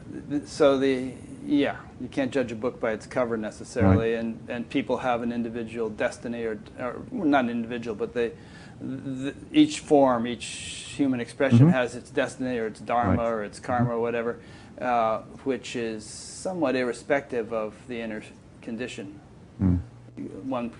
Enlightened people don't necessarily all become recluses. I mean, even Ramana in his own way had, you know, certain idiosyncrasies and motivations and, you know, peculiarities. Like you mentioned, he was really frugal, and he would crawl around the kitchen floor picking up stray mustard seeds and putting them back in the jar and things like that. So there's two Sanskrit words, Kartrutva and Kartavya, which I like. Kartrutva is the idea that you're the one doing something. I am the doer. I must accomplish this. But there's a more abstract passive one. That's the Kartavya. It's the feeling that something must be done. So it's not I have to do it, but it's this general feeling that there is something that needs to change, something that needs to improve. And Bhagavan said even Kartavya has to go. If you're a true jnani, you know that everything is perfect, everything is the way it ought to be, and that neither you nor anybody else has to intervene to change the unfolding of the divine plan. And Robert Adams, I think there was a question about Robert Adams coming up. So his little maxim proverb was all is well. So whenever he was asked about anything in the world, he said, all is well. Everything is exactly the way it needs to be. If you're the jnani, you don't think anything needs to be changed. He said, your presence itself might be the catalyst for change. You yourself don't change, but through your presence, things might change. But at no point is there any feeling in you that things should change. And yet you don't become a pushover. You don't necessarily become passive. Like, you know, someone would try to get Ramana to do something, and he would say, no, I'm not going to do that, you know, or I'm not going to do that until such and such happens, or, you know, those kind of things. You could catch him through your devotion. Yeah. Remember, we talked about this. If you've got so much devotion, the guru has to do whatever you asked. I talked to Saradama, Lakshmana Swamy's disciple, about this. And she said, you know, Swami, he absolutely loathes meat. He'd get sick if he even smelt meat being cooked. But if you had the right level of devotion, you came in with a Big Mac, he'd be compelled to eat it.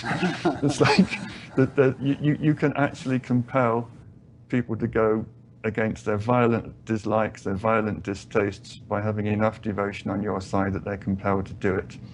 But if you just barge in and say, you must do this, you must do that, out of your personal interest or personal desire with no devotion, then they're not going to play ball with you. Okay, here's something kind of philosophical that I picked out from reading Muraganar's text, and I guess there was some commentary intermixed with that. It's a couple little bits here. God, the world, and the jivas, individual souls, arise and subsist together, but they are not, according to Bhagavan, fundamentally real entities, since they are not permanent. So he was saying that even God is not a fundamentally real entity or an eternal entity, since God himself or itself or whatever emerges and is absorbed back. Correct. So when we talk about God here, we're talking what the Indians called Ishwara, the personal God, who might take a form for you as Rama, Krishna, or anybody else. So he's saying within the self, there arises an I who projects a world it sees in front of it, along with it, a God who makes the rules for that particular world and organizes the consequences for actions. So it's a projected world from the formless self that contains you, an apparently external visible world, and Ishwara, who's up there deciding what the consequences are going to be for all the things you do. But he said that's not real, because his definition of reality is something has to be there all the time.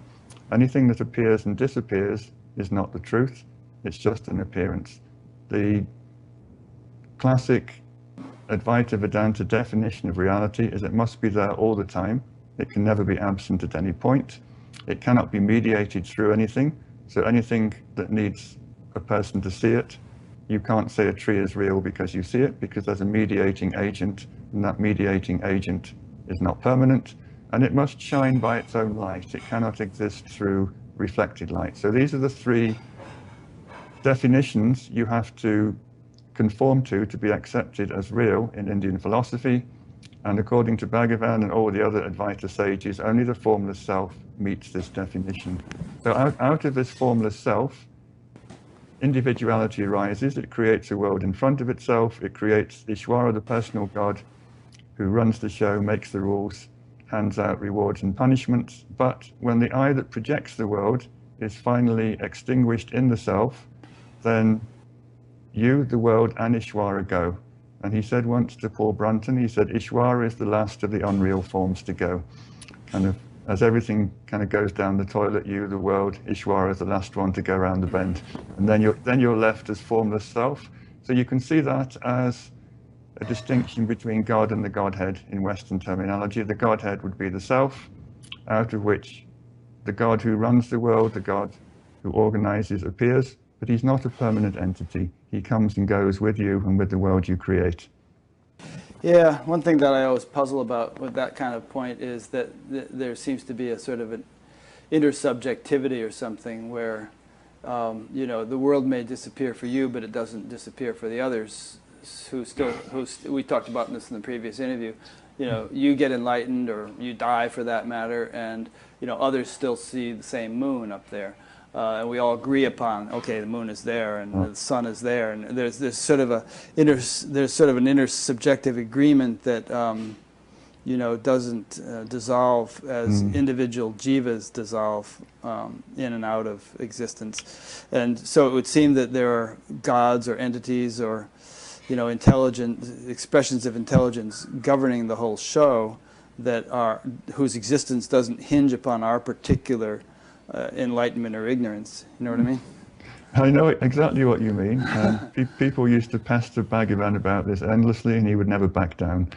So this is the common sense point of view, but he didn't do common sense on this topic. He was way off in left field.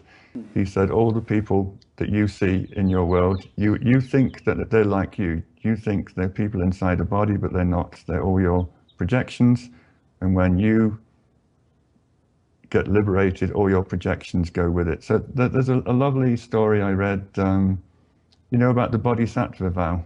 Yeah, sure. You come back for the sake of the... Well, no, the idea that you're not going to get liberation until everybody else has attained liberation first. So somebody mentioned this to Bhagavan. He actually roared with laughter. He thought it was one of the funniest things he'd ever heard. And he said, that's like saying, I'm not going to wake up in the morning till everybody else in my dream has woken up first. That's a good example. Here's a related point that I picked up from your notes. If you see the world, the self will not be visible. If you see the self, the world will not be visible. This is another one which doesn't sort of make sense because, at least from an ordinary perspective, because the self was obviously visible to Ramana, not as an object, but, you know, he was self-realized, and yet, you know, he interacted with apparent people. Now we could argue, of course, that he didn't see them as real or as having any ultimate existence. They were just sort of part of some sort of dream, but he, you know, he was able to walk through doorways and swim and pick up mustard seeds and do all sorts of things that that acknowledge at least the sort of the conditional acceptance of diversity. So again, this is we were back in 1935, and there you are. There are so many conversations that start with your premise, and he would dig his heels in, and the conversation could go in any one of several directions. He would say, he might take the solipsistic point of view and said, all of these things take place in your world, they don't take place in mine. Don't project onto me your projection and assume that I'm in your projection. I'm not. But then he would say that in the state of the self, all the world is Brahman, meaning the world doesn't wink out in this state. You know it, see it as an indivisible appearance within your own self. So you no longer look at a tree and see a tree as something outside of yourself. There's a knowledge of being the self, and within that knowledge, creation appears and disappears in an uncaused way. So he said, you can say that there is no world, which is true, but you can also say the world is the self, but not as an aggregation of discrete names and forms. It's there, present as your own self, but you no longer see it. What disappears is the superimposed notion of a seer and a seen. He said that's what disappears in the moment of liberation, the idea that I occupy a body, this is my character in the drama, everything else is apart from me, separate from me. So he said, once you cease to identify with a particular form and know that you're not that body, then you know that you're equally the substratum of all the forms that appear, and that's how you live in the world. So it sort of harkens back to Shankara's three-part thing. You know, the world is an illusion, Brahman alone is real, the world is Brahman. So yeah. It's like you're still seeing the world, so to speak. No, you don't see it. But it's Brahman. I mean, you don't. So we are conditioned to register the world through senses as other. Mm-hmm. So what Bhagavan says disappears is this idea Sense of of otherness that's seen as separate. Right. He said you actually know yourself to be the tree in front of you. You don't see it in front of you. So it's very hard to get the grammar right on this. Yeah. But for example, I think when you're in that state, for example, people would try and give him extra food, and Bhagavan would say, I'm eating through every mouth in this dining room. I'm not this form you see in front of me. Every time someone swallows a mouthful of rice over there, that's me eating. It's all the same. Stop force feeding me. And there's a level of, once you get out of this identification with specific forms, then you start to experience input that all the other things are registering. So he would get upset if people were beating a tree outside with a stick to get the leaves or the mangoes off. He'd actually feel the pain on his body. Sure. So he was the tree. He wasn't seeing the tree. He'd somehow become the substratum of that tree. And when people in his neighborhood were bashing it, he'd kind of go, ouch. He'd actually feel the pain. So it's a very different way of registering what he would call the world. It wasn't something he saw, interacted with as anything separate. He was the substratum in which all those things came and left, but without ever losing the notion that they were coming and going in him. They weren't separate. Good, nicely put. Let's talk about Mastan for a bit. Ah, he's a good one. So, here's a little blurb here. Mastan was a Muslim weaver who heard about Ramana Maharshi through a devotee who lived in his village. He came to see Ramana in the first decade of the last century during the Virupaksha cave period. And even before he had met Sri Ramana, he went into a paralyzing samadhi that lasted about 8 hours. This is an amusing story. Sri Ramana is on record as saying that of all the people who came to him, Mastan was in the most advanced state on the day he first arrived. Yeah, so he just showed up, touched the gate at the cave, right, and then went into samadhi for about 8 hours. Right. When I was researching Mastan, I went to Ganeshan, who was a repository of devotee stories. He made it his life's mission to go around and talk to all the old devotees and collect information. So he was one of my ports of call. At that point, I only had about half a page of information about Mastan, so I was scrambling around looking for people who might know something about him. And he said, oh, didn't I tell you that story about what Bhagavan told me about Mastan? I said, no, you haven't published anything, you haven't told me. And he said that he talked to a man called Viswanatha who was the son of his cousin, but also a devotee at Ramanasramam. And he had said that when a jnani manifests on earth, then all kinds of beings are attracted to his presence. He said the gods might come down from the heavens. This is very unlike Ramana to talk about things like this. He said the gods might come down and have darshan. Brahma rishis, the great enlightened rishis, might come and have darshan. He said enlightened siddhas might come and they might take the form of animals. They might come into the jnani's presence to have darshan in animal form. And then he said, and advanced devotees from all over will just feel that call and come. And then having given that list of gods, rishis, siddhas, and advanced devotees as an addendum to the story, he said, of all the people who came to see me, the one who arrived in the most advanced state was Mastan. That's Ramana wasn't someone who complimented people a lot. That is a ringing endorsement of Mastan's state. And can I also, before we digress, this whole business of siddhas coming to see Bhagavan, this was also a bit odd. He, with a totally straight face, he might just say, well, that sparrow who just flew in and perched on the beam, that was the siddha who took the form of a sparrow's body and came in to say hello. And he just seemed to think that there were these beings in and around Arunachala who had this ability to occupy an animal body and come and say hello to him and have darshan and go away again. I imagine some also came in their subtle body. They didn't have to take a physical flesh and blood body. At one point, there was a woman, kind of devata, who apparently he thought she was a bit of a nuisance. She was following him around. Nobody could see him except Ramana. And somebody else spotted her one day and said, "Oh, I'm glad you can see her. No one else can see her. She follows me around all over the hill trying to serve me and give me food." And I keep telling her, "I don't need your service. Go and serve somebody else." She was just there in her subtle body. She was just there in her subtle body trying to help out. Yeah.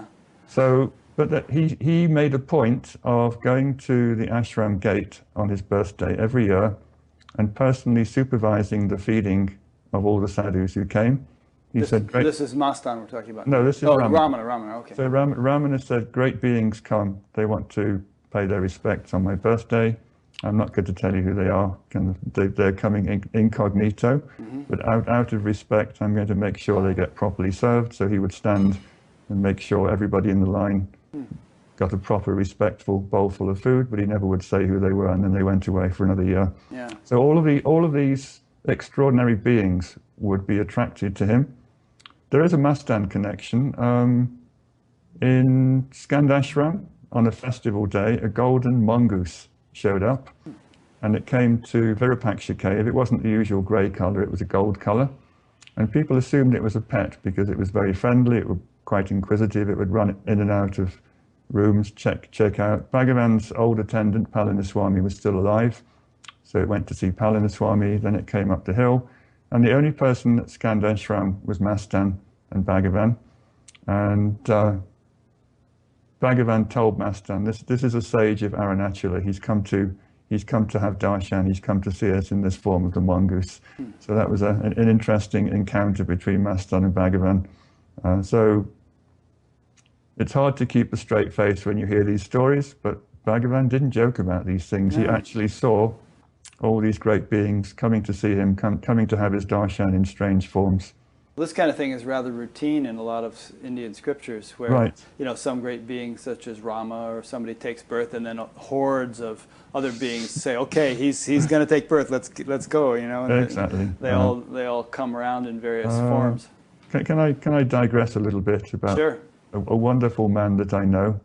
His name is Sharad Tiwari, and he was a big engineer for the Madhya Pradesh government. And he was responsible for signing off all the plans for the Narmada River dams. This was a big dam project in central India. Lots and lots of big dams were being built. He came to see Papaji very early in his life, got an experience that turned him into a kind of ecstatic bhakta, if you like, but with the undercurrent of self-knowledge. So when I saw him, he was utterly incapable of holding down any kind of job. I saw him in Papaji's house, and quite literally, you had to hold a bowl in front of him with a spoon like this and say, open your mouth, Sharad, close, chew, swallow." And at night time, you had to lie him down and put a sheet over him so he'd go to sleep. And I thought, this man is not the right person to be in charge of safety of big dams in India. This man can't even put a spoonful of food into his mouth. So I said, "How do you manage at work, Sharad? How do you read technical books? Do you keep up on engineering?" "Oh, no, that's the day after I met Papaji, I never read a technical book again." So I said, "How do you do your job? How do you satisfy yourself that these dams aren't going to fall down?" He said, "Oh, Papaji does all that for me."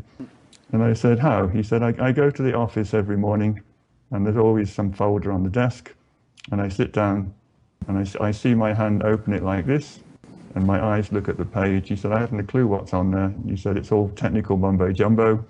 But then I see my hand reaching out to the pen, and it picks it up and says, "Okay," or "Not okay, please change." And he said, "At the end of the day, I've cleared everything off my desk. I take nothing home in my head. I take home no papers. And whatever that pen has written has always turned out to be correct. Papaji guides my hand to write the right things on the right reports. And none of my dams have ever fallen down, and every few years I get a promotion." Wow.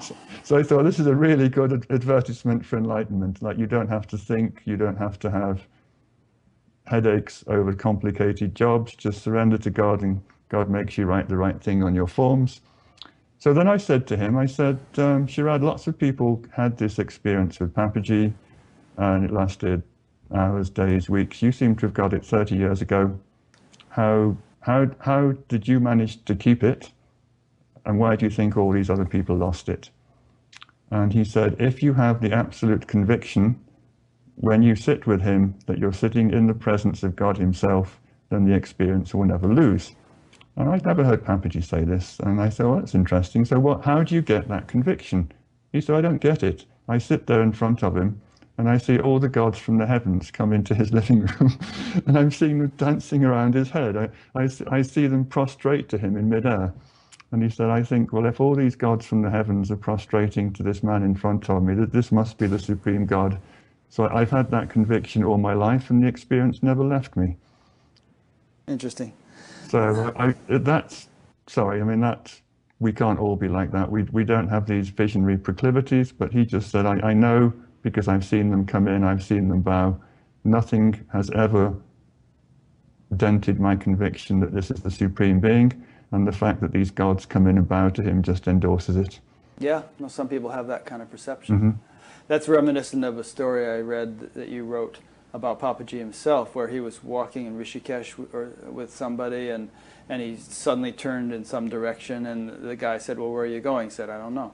And he said, well, how far is it going to be? And he said, right. I don't know. He said, well, when are we going to get there? He said, we'll know when we get there. And why are we going? He said, I really don't know. And so they finally got there, and they found to some remote place where there was some sadhu or something that was just ripe for self-realization, and Papaji just blessed him, and he had that experience and then went on his way.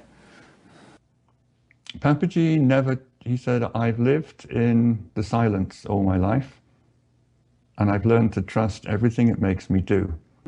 So this isn't interesting. There's nobody in there thinking, I must do this, I should do that. On that particular day, the person told me we were walking to town to have a cup of tea and read a free newspaper in a cafe. He was a bit of a miser. He wouldn't buy his newspaper. He wanted a free one every morning. So they'd walk down the river, have a cup of tea and read the paper. But halfway there, he just veered off. And he said, I've lived in that silence, and if this silence suddenly makes my body take a 90-degree turn, I don't think, what about my cup of tea? What about my newspaper? I accept that I'm being propelled somewhere, and I just go to that somewhere. And he said, when I find out the reason for that diversion, something inside me recognizes that was the reason I didn't end up with my cup of tea and the newspaper. And I recognize that business is finished, and then I can go back to the normal routine of going for my cup of tea. But he said, I don't wonder why I'm suddenly being shot off at 90 degrees. I don't think there must be somebody at the end who's waiting for me. The self just says, right turn, step, step, step. And then suddenly I see someone, and I think, oh, that's the reason. And we have the transaction, he has the experience, and then I go back to my normal life again. Interesting way to live. Papaji always wanted transactions. He didn't want relationships. So he said, you go to the guru, you tell him your story, you tell him what you want. And he said, ideally, your business is finished. It's a one-stop shop, the guru. He said, don't sit there, don't decide you're going to be there and meditate all your life. That's postponement. Just go there, tell him your business. The guru, if he's competent, can show you who you are, and then you walk off and you never see each other again. In fact, the world was, when I started writing Papaji's biography, I got permission to take all the addresses from his address book. He used to write down people's addresses endlessly, but he wouldn't give his own address. Most people didn't know his name. He would never give his name. He wouldn't say where he lived. Most people didn't even know he was from Lucknow. So he had hundreds and hundreds of addresses. I sent a form letter saying, why is your address in Papaji's address book? What's your connection? What's your story? And lots of people wrote back, said, oh, thank you for this. I met him 30 years ago. I didn't even know his name. He wouldn't tell me who he was. He wouldn't let me follow him. He wouldn't tell me where he lived. Please thank him for what he did for me, because I've never seen him again. We met once 30 years ago. And of all the replies I got, the one that impressed me the most was just a postcard I got from Venezuela. He was there in the 70s. And all it said is, dear Mr. Godman, please tell Mr. Punja he did not waste his time in Venezuela. The day I met him, I became happy, and I've been happy every day since. Tell him thank you. Interesting. Yeah. I just want to mention again that this series of videos that you've made, you've written a whole book about, 3-volume book about Papaji, which is full of fascinating stuff. But even in these videos you made, there's some very interesting ones about Papaji with some interesting anecdotes that give you a flavor for the man, you know, how remarkable he was. He even goes into talking about his past lives and so on, and various things he went through in this life. Is like, for instance, when he was in the British military for a while, after having previously been a terrorist building bombs to sort of blow up trains, he was such a Krishna bhakta that he used to dress up in a sari at night and put on makeup and dance around ecstatically to Krishna all night long before changing back into his uniform and getting out for the day's activities. So all sorts of really off-the-wall sorts of things. What's weird about that? It's very Puranic. You read about these stories in the Ramayana, Mahabharata, and you think fertile imagination, or this happened 5,000 years ago. It's quite extraordinary to bump into someone who does that in the 20th century. Yeah. And there are quite serious corroborative reports also. I mean, I know people who saw Krishna when he saw them, and they went into they had kind of fainting fits. The shock was too much for them, but you know, he wasn't making it up. The gods did come and dance for him. Yeah. All right, I'm going to ask you a bunch of questions that people have sent in. Okay, here. Here's someone named Gabe from San Francisco. He asks, what did you make of Ramesh Balsekar as a teacher, and in particular his teaching of having no free will? Why did you not study with him if you didn't, though you were with Papaji and Nisargadatta? I liked Ramesh Balsekar when he was with Nisargadatta because he was far and away the best translator there. And unfortunately, there was a seniority process, and the devotees who had been there the longest got first go at translation, and Balsekar came quite late. So people who wanted to have good conversations would often pass on the invitation to have questions and wait for interpreters 1, 2, 3, and 4 to be absent so we could all go through Balsekar. He would listen to your question. A lot of people, it wasn't native English. It might be a rambling statement, and he would listen. He'd pick it up and give a very, very precise summary of what you said, pass it on, bring it back. So he had a good capacity to understand the Western mind. He was an ex-chief executive of a bank. He was a very smart man. His English was excellent. And Maharaj himself said he had a really good understanding of the teaching, but he wasn't imposing anything. He had a capacity to extract the essence of what you were saying, pass it on, and give a very reliable reply in return. So we all loved him as a translator.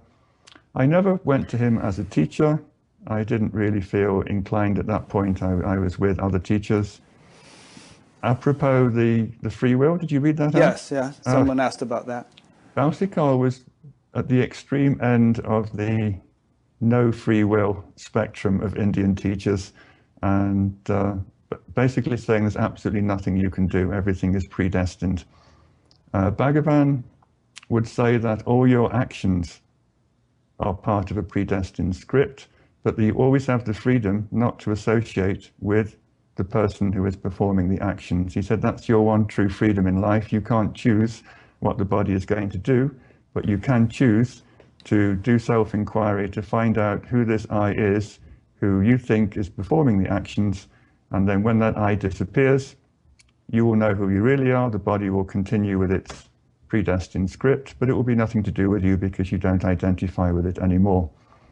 And although this was the answer he generally gave to people, there's a very interesting reply he gave in a book called Upadesha Manjari, Spiritual Instruction. He said, destiny only affects the extroverted mind. The more you introvert your mind, the more you transcend your destiny. So there was a cop-out clause with Ramana that on the whole he would say actions are destined, but he did say that intense meditation and intense introversion gives you the capacity to change your destiny in some way. Yeah, and it would seem that if you're going to do intense meditation or intense introversion, that might actually be a choice, you know, that you might freely make. You might hear that advice from him and say, well, all right, sounds like good advice. Yeah. I think I'll buckle down and do it. I've had this conversation with all kinds of people. Everybody wants to know about this because it's such an odd thing for anyone to say. And the one thing that Bhagavan never clarified directly is, are your thoughts predestined as well as your body's actions? Indirectly, I would say his attitude would be no, because if you have the choice to say who just picked up that cup, and you have the choice either to go into that or not go into it, then your thoughts are not predestined. But there's no actual record of him saying explicitly one way or the other whether thoughts are predestined or not. Yeah, I don't know, who am I to say, but it seems to me that if you know, there's that whole verse in the Gita about not taking on the dharma of another. The dharma of another brings danger. And it would seem to me that if you perceive yourself as having free will, then exercise it wisely, and don't sort of use as a cop-out, well, there's no free will and I'm just going to sort of do whatever. This was Bhagavan's advice. He said, make good choices, live well, don't assume that you're in the transcendent state when you're not. Very good. Think, I can do whatever I like. He said that notions of free will and predetermination only exist along with body identification. The notions themselves are entirely absent in the self. But so long as you have a body, you have to know that the things that the body are going to do are scripted, but he also said make good choices. It may all sound paradoxical and contradictory, but he never excused bad behavior from people saying, oh, I was destined to kick that dog. Yeah. He would expect people to behave properly, to interact responsibly, to live civil, polite lives with each other, and to help those around them who needed help. Yeah. I think one way of resolving the paradox is to say that knowledge is different in different states of consciousness. Right. And if you're in Ramana state of consciousness, it's one thing. But if you're not, then different laws apply to you. Right. So you can't take Ramana's state and try to apply it to your state and live by that. Right. Yeah. Exactly. Okay. Here's another question from the same fellow, Gabe. Can you discuss more about Robert Adams? Since your video regarding Adams was released, there seems to be some increasing interest in Adams' work. Shall we assume people know who he is, or shall we start from scratch? Why don't you introduce him briefly? Robert Adams was definitely at the mature end of the spectrum of spiritual seekers. He was a boy in America in the 1940s who had an extraordinary talent that whatever he thought about would manifest in front of him. So he could be outside the candy store, and he said, I had to say three. It was like the Candyman movie. You say candy, candy, candy, and the candy would appear in his hand. Instead of a monster coming through the mirror, he'd get the candy in his hand. It would just manifest? Or? It would just manifest, yeah. I mean, he said it was the perfect city for a kid to have. Yeah, wow. And sometimes he said he would say, God, God, God. He came from a Christian background, so he thought he had to make some kind of divine appeal to get things. But he said it worked just as well if he just said, ice cream, as God, God, God. So he went through life. Oh, and he said, when I was a child, this strange man in a diaper used to sit on my bed at night and talk nonsense and talk nonsense. So here we are, back to the Ramana appearing. Mm-hmm. So he never elaborated on whether the nonsense was because it was in Tamil or because it was abstract philosophy, or he just said he talked nonsense at the end of my bed. And as I grew up, he stopped coming, but for a long time he'd come and sit on the end of my bed every night and talk nonsense. So in his early teens, he had a test at school, a maths test, and hadn't done his homework. He didn't need to with the city, so he just said God, God, God, waiting for the answer to his quadratic equation or whatever. And he said, instead of getting the answer, I got the experience of God. That somehow calling on God for help, God actually came as himself and gave me the experience. And he said that was it. I was in that state and I remained in that state. So he wasn't anyone who did a long, complicated practice. And he went off, of course, and this is 1940s America. It's not a very congenial environment to get any kind of context to this. So he first went off to Joel Goldsmith, who was a Christian mystic, who, interestingly enough, had very similar ideas to Bhagavan on I and I am. He was telling his Christian flock in the 1940s to focus on I am, realize God through I am. Then he gravitated to Yogananda, who was in probably California at that time. And he wanted to adopt Yogananda as his guru. Yogananda said, no, no, your guru is Ramana Maharshi in India. Yogananda could see that. So at a very young age, and by himself, 17 or 18, he got on an old prop plane, which must have taken half a week to get to India, showed up at Ramanasram, stayed there for the last 3 years of Bhagavan's life. Again, he's one of the people who, for decades, went completely below the radar. He didn't really surface in anyone's consciousness until about 1990, when he appeared in LA giving satsangs to people there. And then slowly his backstory came out. But you don't find him mentioned in any ashram book. You don't find any record of him at Ramanashram. So when my interest in him was piqued, I started asking around, and the only person who could remember him was Arthur Osborne's daughter, and she remembered him because she was very annoyed that her dad gave Robert Adams the family car, gave it away as a gift. I mean, can you imagine this? These cars are a rarity in the 40s, big status symbol, and Arthur Osborne was so impressed with this young teenager from America that he just gave him the car and said, go off on your pilgrimage, and they never saw their car again. So she still remembered that. But when I say Ramana was impressed, he personally gave him a room at Ramanashram. This is late 1940s, when the crowds were almost overwhelming, and then brought food to his room and personally served him in his room. Wow. To me, that is somebody scored a big hit with Ramana. Yeah. They never really had any big dialogues, big conversations. He just sat there. He absorbed the presence. I think if you want to run all the way around the world in search of a guru, something is still missing. You do need to have some authoritative confirmation of your state. He said, I got the state at 14, but he never quite says what Bhagavan did for him in his life. But I think he established him in that state, so he no longer needed to run around looking for gurus anymore. But he did in a casual, let's say touristy way. He spent the 1950s, 60s hopping around India. He saw all the big names, Ananda Maymar, Nisargadatta, Swami Ramdas. You don't get many stories, but he seemed to have been a peripatetic Indian pilgrim for decades. Got married, he still has a widow still alive, a daughter somewhere, and then just lived a completely obscure life in America in around 1990s. Somebody put an advertisement in whatever the equivalent of Craigslist was in those days, saying, I'm a Ramana devotee, I'm looking for devotees to have a Ramana satsang, anybody like to join me? And who should turn up but Robert? And this man realized within 5 minutes this wasn't a casual walk-in off the street, this was somebody special. And he just said, you're a jnani, aren't you? Wow. And somehow Robert had that aura about him as somebody who knows. Robert, his early teachings were recorded in a manuscript that was entitled Silence of the Heart. And this manuscript came to Lucknow when I was there. And it was shown to Papaji. And Papaji said, I like this man's teachings. I'm going to read these out in satsang every day. This was the only living teacher I ever saw him praise, endorse, and take his teachings to satsang and read them out. He really did like the teachings. That they were so purely Ramana.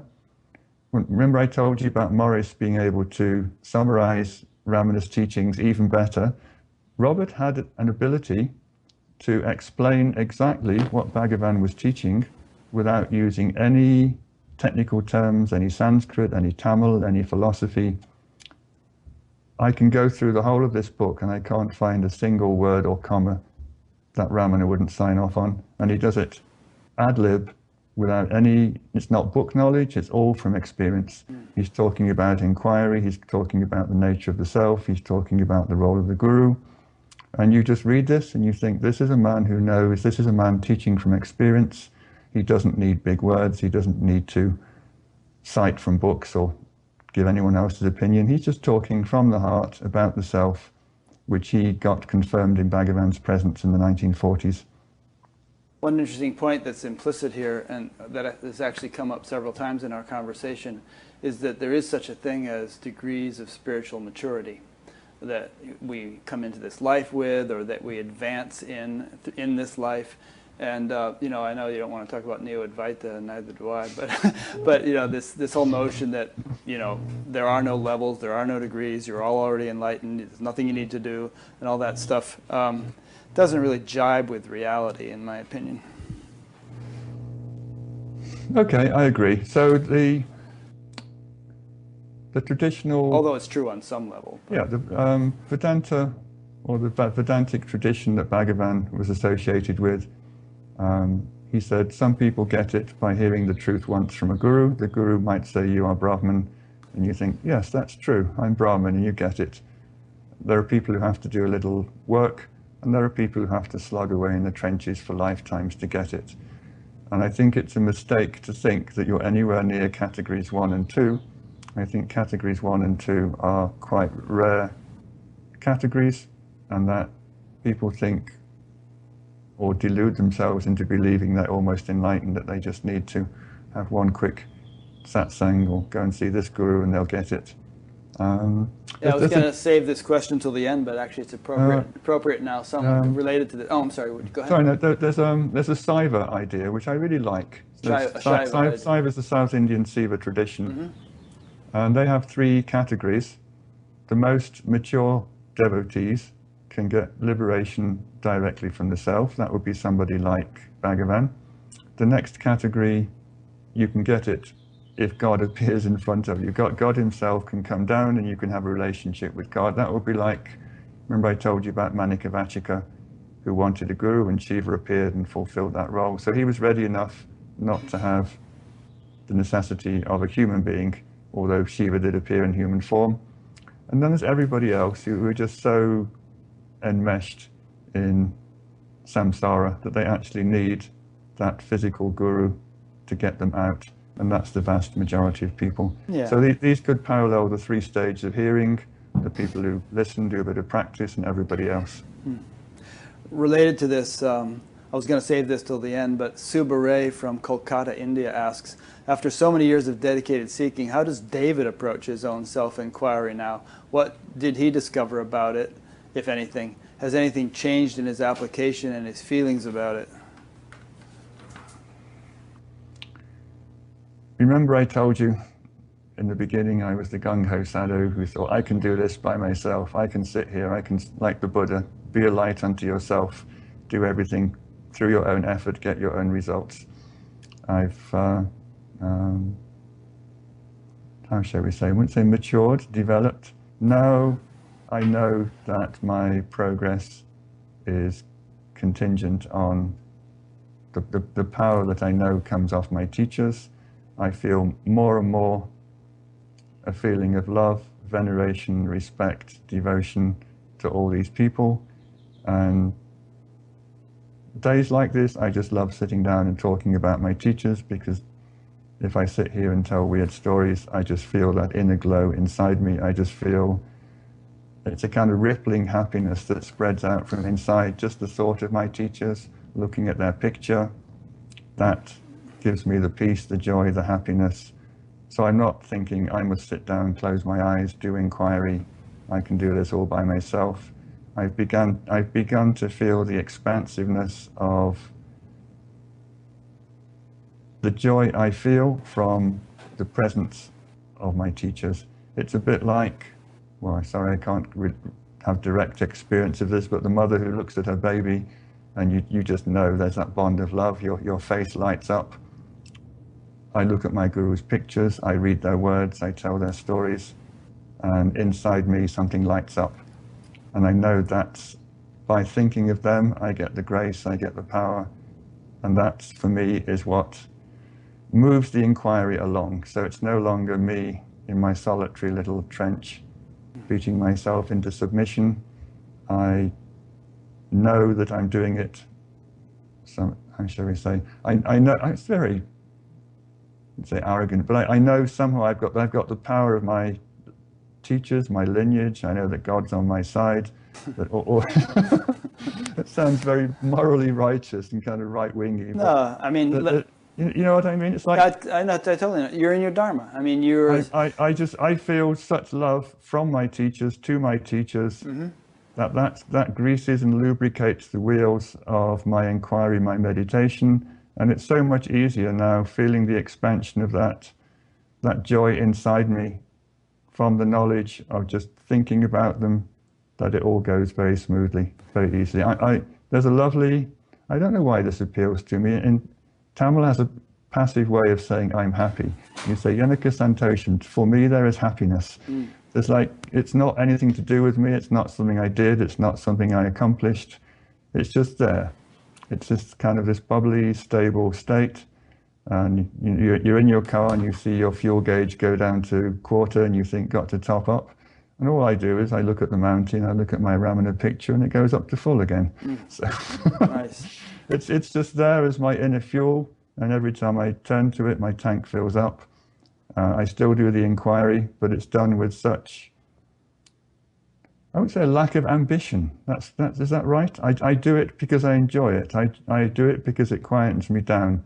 I don't sit down and think, I must realize the self. I want this so badly. You know, I do it in cooperation with the love, the joy I feel towards my teachers. And that somehow makes everything go a lot more easily. There's nothing I really want. I have no desire to run around and look for a teacher. I have no desire to read a book. I haven't read a book now. A new book that I didn't have to read because of research for a couple of years now, I've stopped reading. I have my own inner fuel, and when I want to be happy, I just plug into it and it's there all the time. Well, that sounds like a much more surrendered state with much less sort of Right. individual manipulation or effort going on. Yeah. You know, just more of a Right. you know, thy will be done kind of a situation. Right. I think all the teachers say you need a good mix of bhakti and jnana. Kind of the two wings. You can fly. You can't go anywhere with one. You just flap around in circles. You need a bit of both. So I find I love to do the inquiry when I feel states of stillness come upon me. Then I really go into them.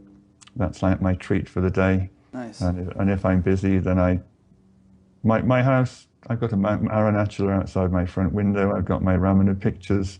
Everywhere I turn, I see one. Or if I'm working on my computer screen, up comes Ramana's teachings. And there they are. They just put me in that state. Great. Did I tell you? I don't think I told you this last time. I went to, everywhere I went for years, people kept saying, write a book, teachers. Like Nisargadatta told me to write, Lakshmana Swamy told me to write. And when I went up to Lucknow to be with Papaji, he basically commissioned me to write. And I said, you know, thank you very much for the offer.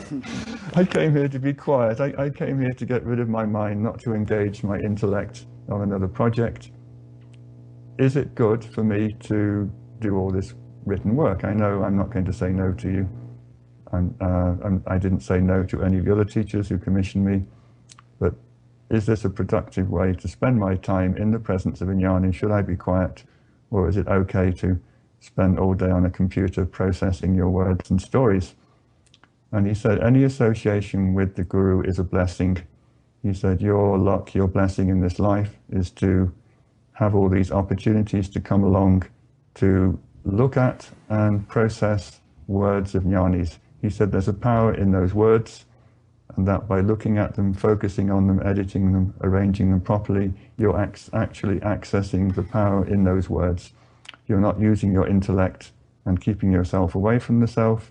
You're accessing the Guru and the Guru's power through the words of the Guru. That's your niche in life. Don't think you've been given a bum deal because everybody else can sit quietly in satsang. You're accessing Bhagavan's blessings by processing these words. Plus, you got a lot more interaction and personal contact with some of these people than you otherwise would have. Yeah. I mean, if I think what are the happiest times I've ever had in my life, it's sitting down with these people one-on-one and having carte blanche to talk to them about their lives, their stories. Lakshmana Swamy, I sat down for weeks and weeks every morning. He never ever talked to he never ever talked about his past or anything, but somehow It was wonderful. I can kind of relate. I mean, I'm not interviewing a Papaji every week, but I get to talk to some really interesting person every week. It's great. So I have quite a few more questions I want to ask you that people have sent in, but we have to sort of do relatively short answers so we don't go too long. So let me just fire some at you, and then we'll just kind of give me the essence of your answer, and then we'll go on to the next one.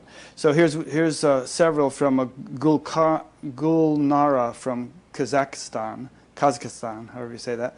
He says, does Sri Saradama have any message for modern spiritual seekers?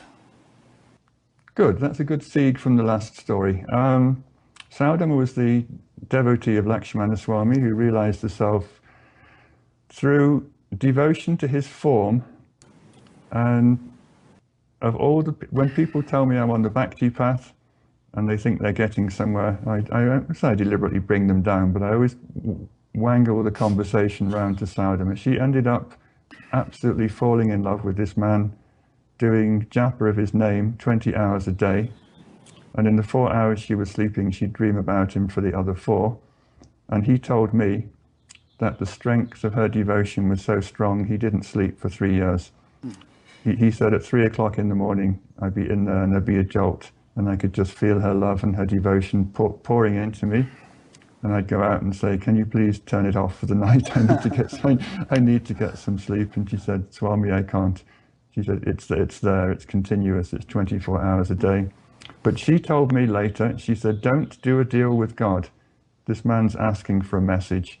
She said, don't be devoted to God because you want his grace or you want enlightenment. You have to do it for its own sake. I fell unconditionally in love with this great guru. I didn't want anything from him. I didn't want liberation. All I wanted was to hold on to his name, hold on to his form. That was the bottom line. Permanent attention on him all the time. And she said, that's what got me there. She said, everything else is a business transaction. If you go to the guru for a method to attain enlightenment, you're doing a transaction with him. He said, don't do transactions with the guru, just love them unconditionally. So that's the message. Her message is, don't go to God, don't go to a guru thinking he's going to help you get something. She said, you'll never get it that way. Go there and love him unconditionally, and if you've got enough strength in your devotion, you'll get it. Good.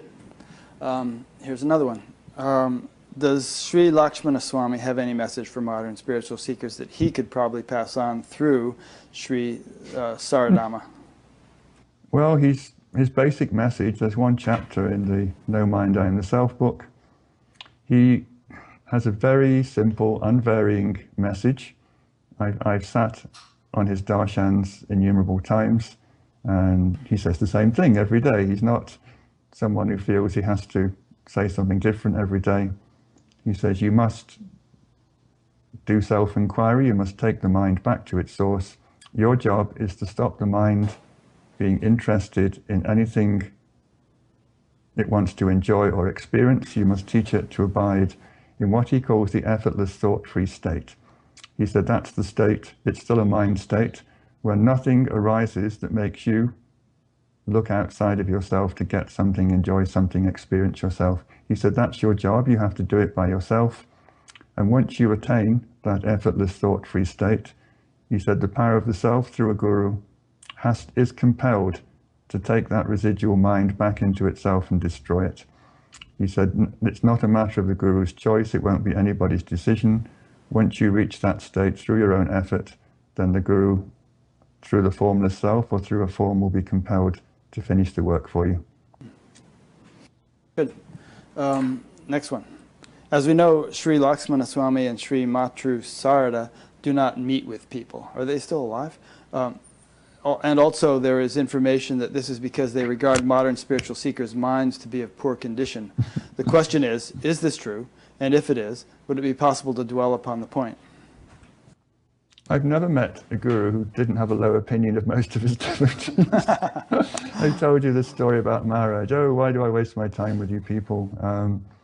Papaji was, well, anyway, long story short, I think they have got to where they are through extreme effort, extreme dedication, and if they're not seeing that level of commitment in other people, then they're fully entitled to say, you're not trying hard enough, not wanting it. Lakshmana Swamy was a recluse.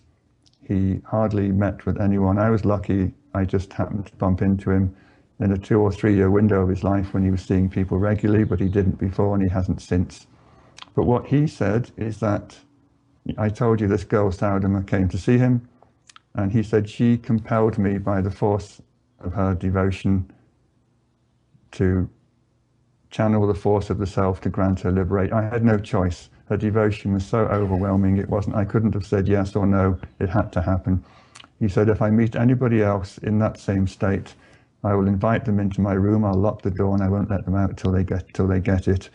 So it's simply a question of high standards. He said, if people come in the same state she was in, then great, welcome.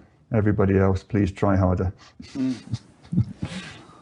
I guess maybe part of the reason gurus are not really overly impressed, or at least express, like basically say you're all a bunch of idiots, is that it helps keep people humble. And I mean, otherwise people might think, hey, I'm pretty cool. I'm sitting here with this guru. I'm really up there, and so on and so forth.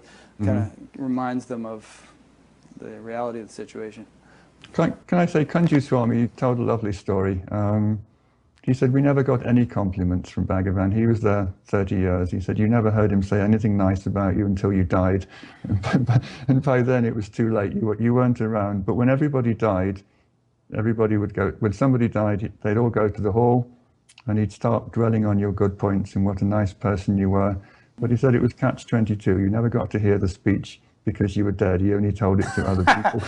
Maybe you were one of those subtle beings hanging around at that point. And, sorry, this is another guru story. So I wrote No Mind, I Am the Self. I typed it out and I gave it to Lakshmana Swamy. He never complimented anybody. I mean, really strict, really stern, kind of classic, old school master. And he really enjoyed it.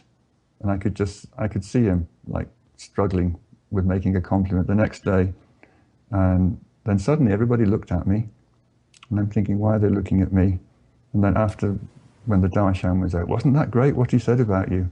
And I said, he didn't say anything. He said, yes, he did. He said he really enjoyed it. What a great book. Thank you very much.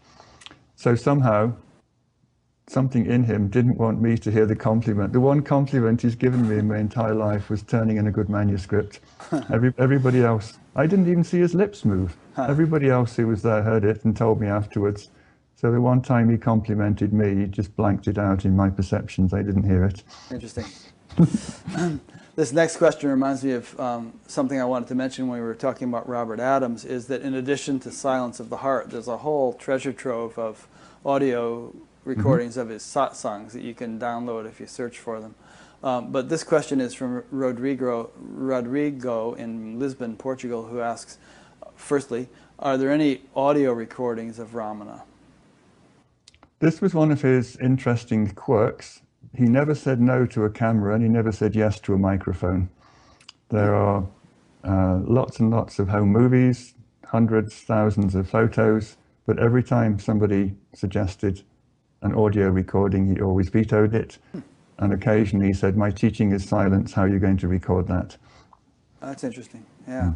And you can kind of get the silence from looking at the videos. So he had, to me, odd, let's say habits, just things that are just inexplicable. He refused ever to sign his name. He just put a line and people would witness it. And that caused bureaucratic legal problems. For example, somebody wanted to collect his mail at the post office. It would have been very simple for him to sign a letter. Ramana Maharshi, please give all my letters to my brother. And he wouldn't. He just put a line at the bottom and somebody witnessed it and the postmaster said, I'll accept that if he's illiterate, but he's not. He writes poetry. Right. So tell him no one else can collect his mail unless he writes his own name at the bottom. And he refused. I mean, it could have made life so much simpler if he'd written Ramana at the bottom of that letter. So that there were problems of him not signing, which is, to me, is just an oddity. Just generally, he would take an easy solution. We won't cause any friction. We'll sign the name and be done with it. And the same with the audio recording. I don't know why, if you're so welcoming to everybody who turns up with a camera, why you can't say a few words into a microphone, but that was his way. He was very self-effacing. and very egalitarian. From what I gather from your stories, like, you know, if they tried to put him up on a higher couch so that people could see him easier, he would sit down on the actual floor instead. Didn't want any special cushions or anything else that everybody else didn't have. Yeah. Here's another question from Rodrigo: is when will your books, David's books, come in digital form, like Kindle? Oh, this is a personal embarrassment. I'm still stuck in the 20th century. I have such a backlog of work. I'm actually in Boulder working on that, or one aspect of it. I've discovered that FedEx, which is Kinko's as well, they can do massive scans.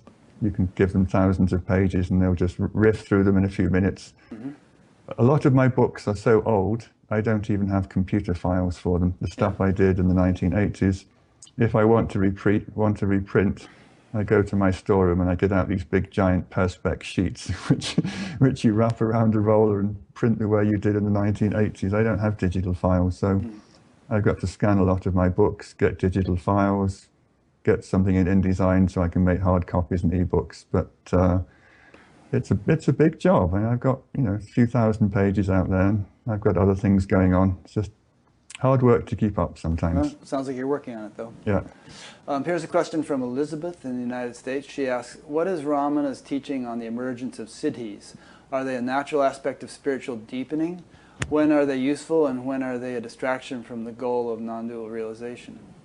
That's a good question. He persistently discouraged anyone from looking for siddhis, thought they were always a distraction. But he said, if you realize the self, siddhis might come, and then you can play with them. They're not going to cause you bondage. But he said, if you have a desire for them, they'll always lead you astray.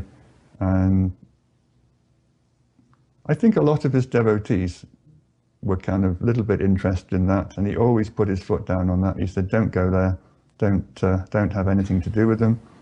So he said, the whole idea, I have done this, I have accomplished this, is your problem. And if you get siddhis, that's just going to get worse. If you can turn from man to Superman because you can do something miraculous, you're not going to let go of the I who did things. So miracles would happen around him. And he said, the true jnani never thinks, I have done this, I have accomplished this. He knows that whatever happens around him has happened spontaneously. He never takes credit for it. He never says, I did this. Did he himself display siddhis? Miraculous things happened around him, but he never ever said, I did this, I was responsible. All kinds of people would come in and say, oh, my grandmother was sick, or my baby was dying, or my brother needed a promotion and we all prayed to you and it happened. And he said, oh, really, is that so? He wouldn't even admit that the message had got through, much less that he'd done anything about it. He did tend to downplay miraculous things that happened to him. Some spectacular things did happen, and his retellings of the stories tend to downplay the miraculous elements. So he didn't encourage. He said, if they come after liberation, fine, they'll be used in the right way, but don't go there before you get enlightened. Here's an interesting question. Laura from Monmouth, Oregon asks, you remember a little while ago you were talking about how if someone was hitting a mango tree with a stick, Ramana would feel it. So she's asking, Western awakened people, she has awakened in quotes, don't feel themselves as the mango tree when it gets hit with a stick. What's the difference between no self in them and in Ramana? Are there levels of awakening or just unfinished awakenings? I think up to the moment of liberation, there's always a tie to a physical form. This I am the body feeling is what stops you from knowing what self is and stops you from experiencing it. And when that tether to the body goes, then your awareness expands to all the things around you and you start feeling what's going on around you. It could possibly happen in states prior to realization. I'm not going to say one thing or the other. Can I just tell you a Saudama story? I was with her long ago, and she said, I'm not going for my walk today. And I said, why not? She said, oh, yesterday I went out of the ashram gate and there was a husband quarreling with his wife. He got very angry and hit her. And I felt the anger and it was so painful, and I felt the blow when he hit his wife. I'm not walking past their house until they've resolved their differences. So this just does seem to be a common aspect of people in this state. Once you've let go identification with a body that has sensations that only terminate at your skin, then if you expand your sense of who you are to everything, then the blows that come to everything else around you, you feel them. Yeah. See all beings in the self and the self in all beings. Exactly, yeah. Interesting. Alrighty. Well, I think I've asked all the questions people sent in. Do you have anything more you'd like to say that we haven't covered?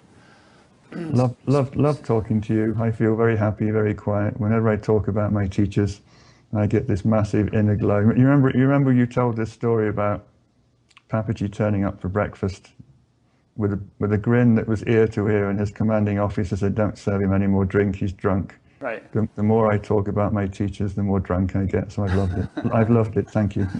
Oh, great. Thank you, David. I appreciate the opportunity, and I really appreciate all the questions people have sent in. Okay. It's nice to have that interaction. This one has set a record in terms of people online. It's about 160, really? 160 people watching live. Are we going live, are we? Oh yeah, it's live. So let me just make some concluding remarks. And you've been listening to an interview with David Godman, as you know, and as you also probably know, this is an ongoing series of interviews. So if you enjoy these, you might want to sign up for the email to be notified once a week whenever a new one is posted. You can find that on batgap.com.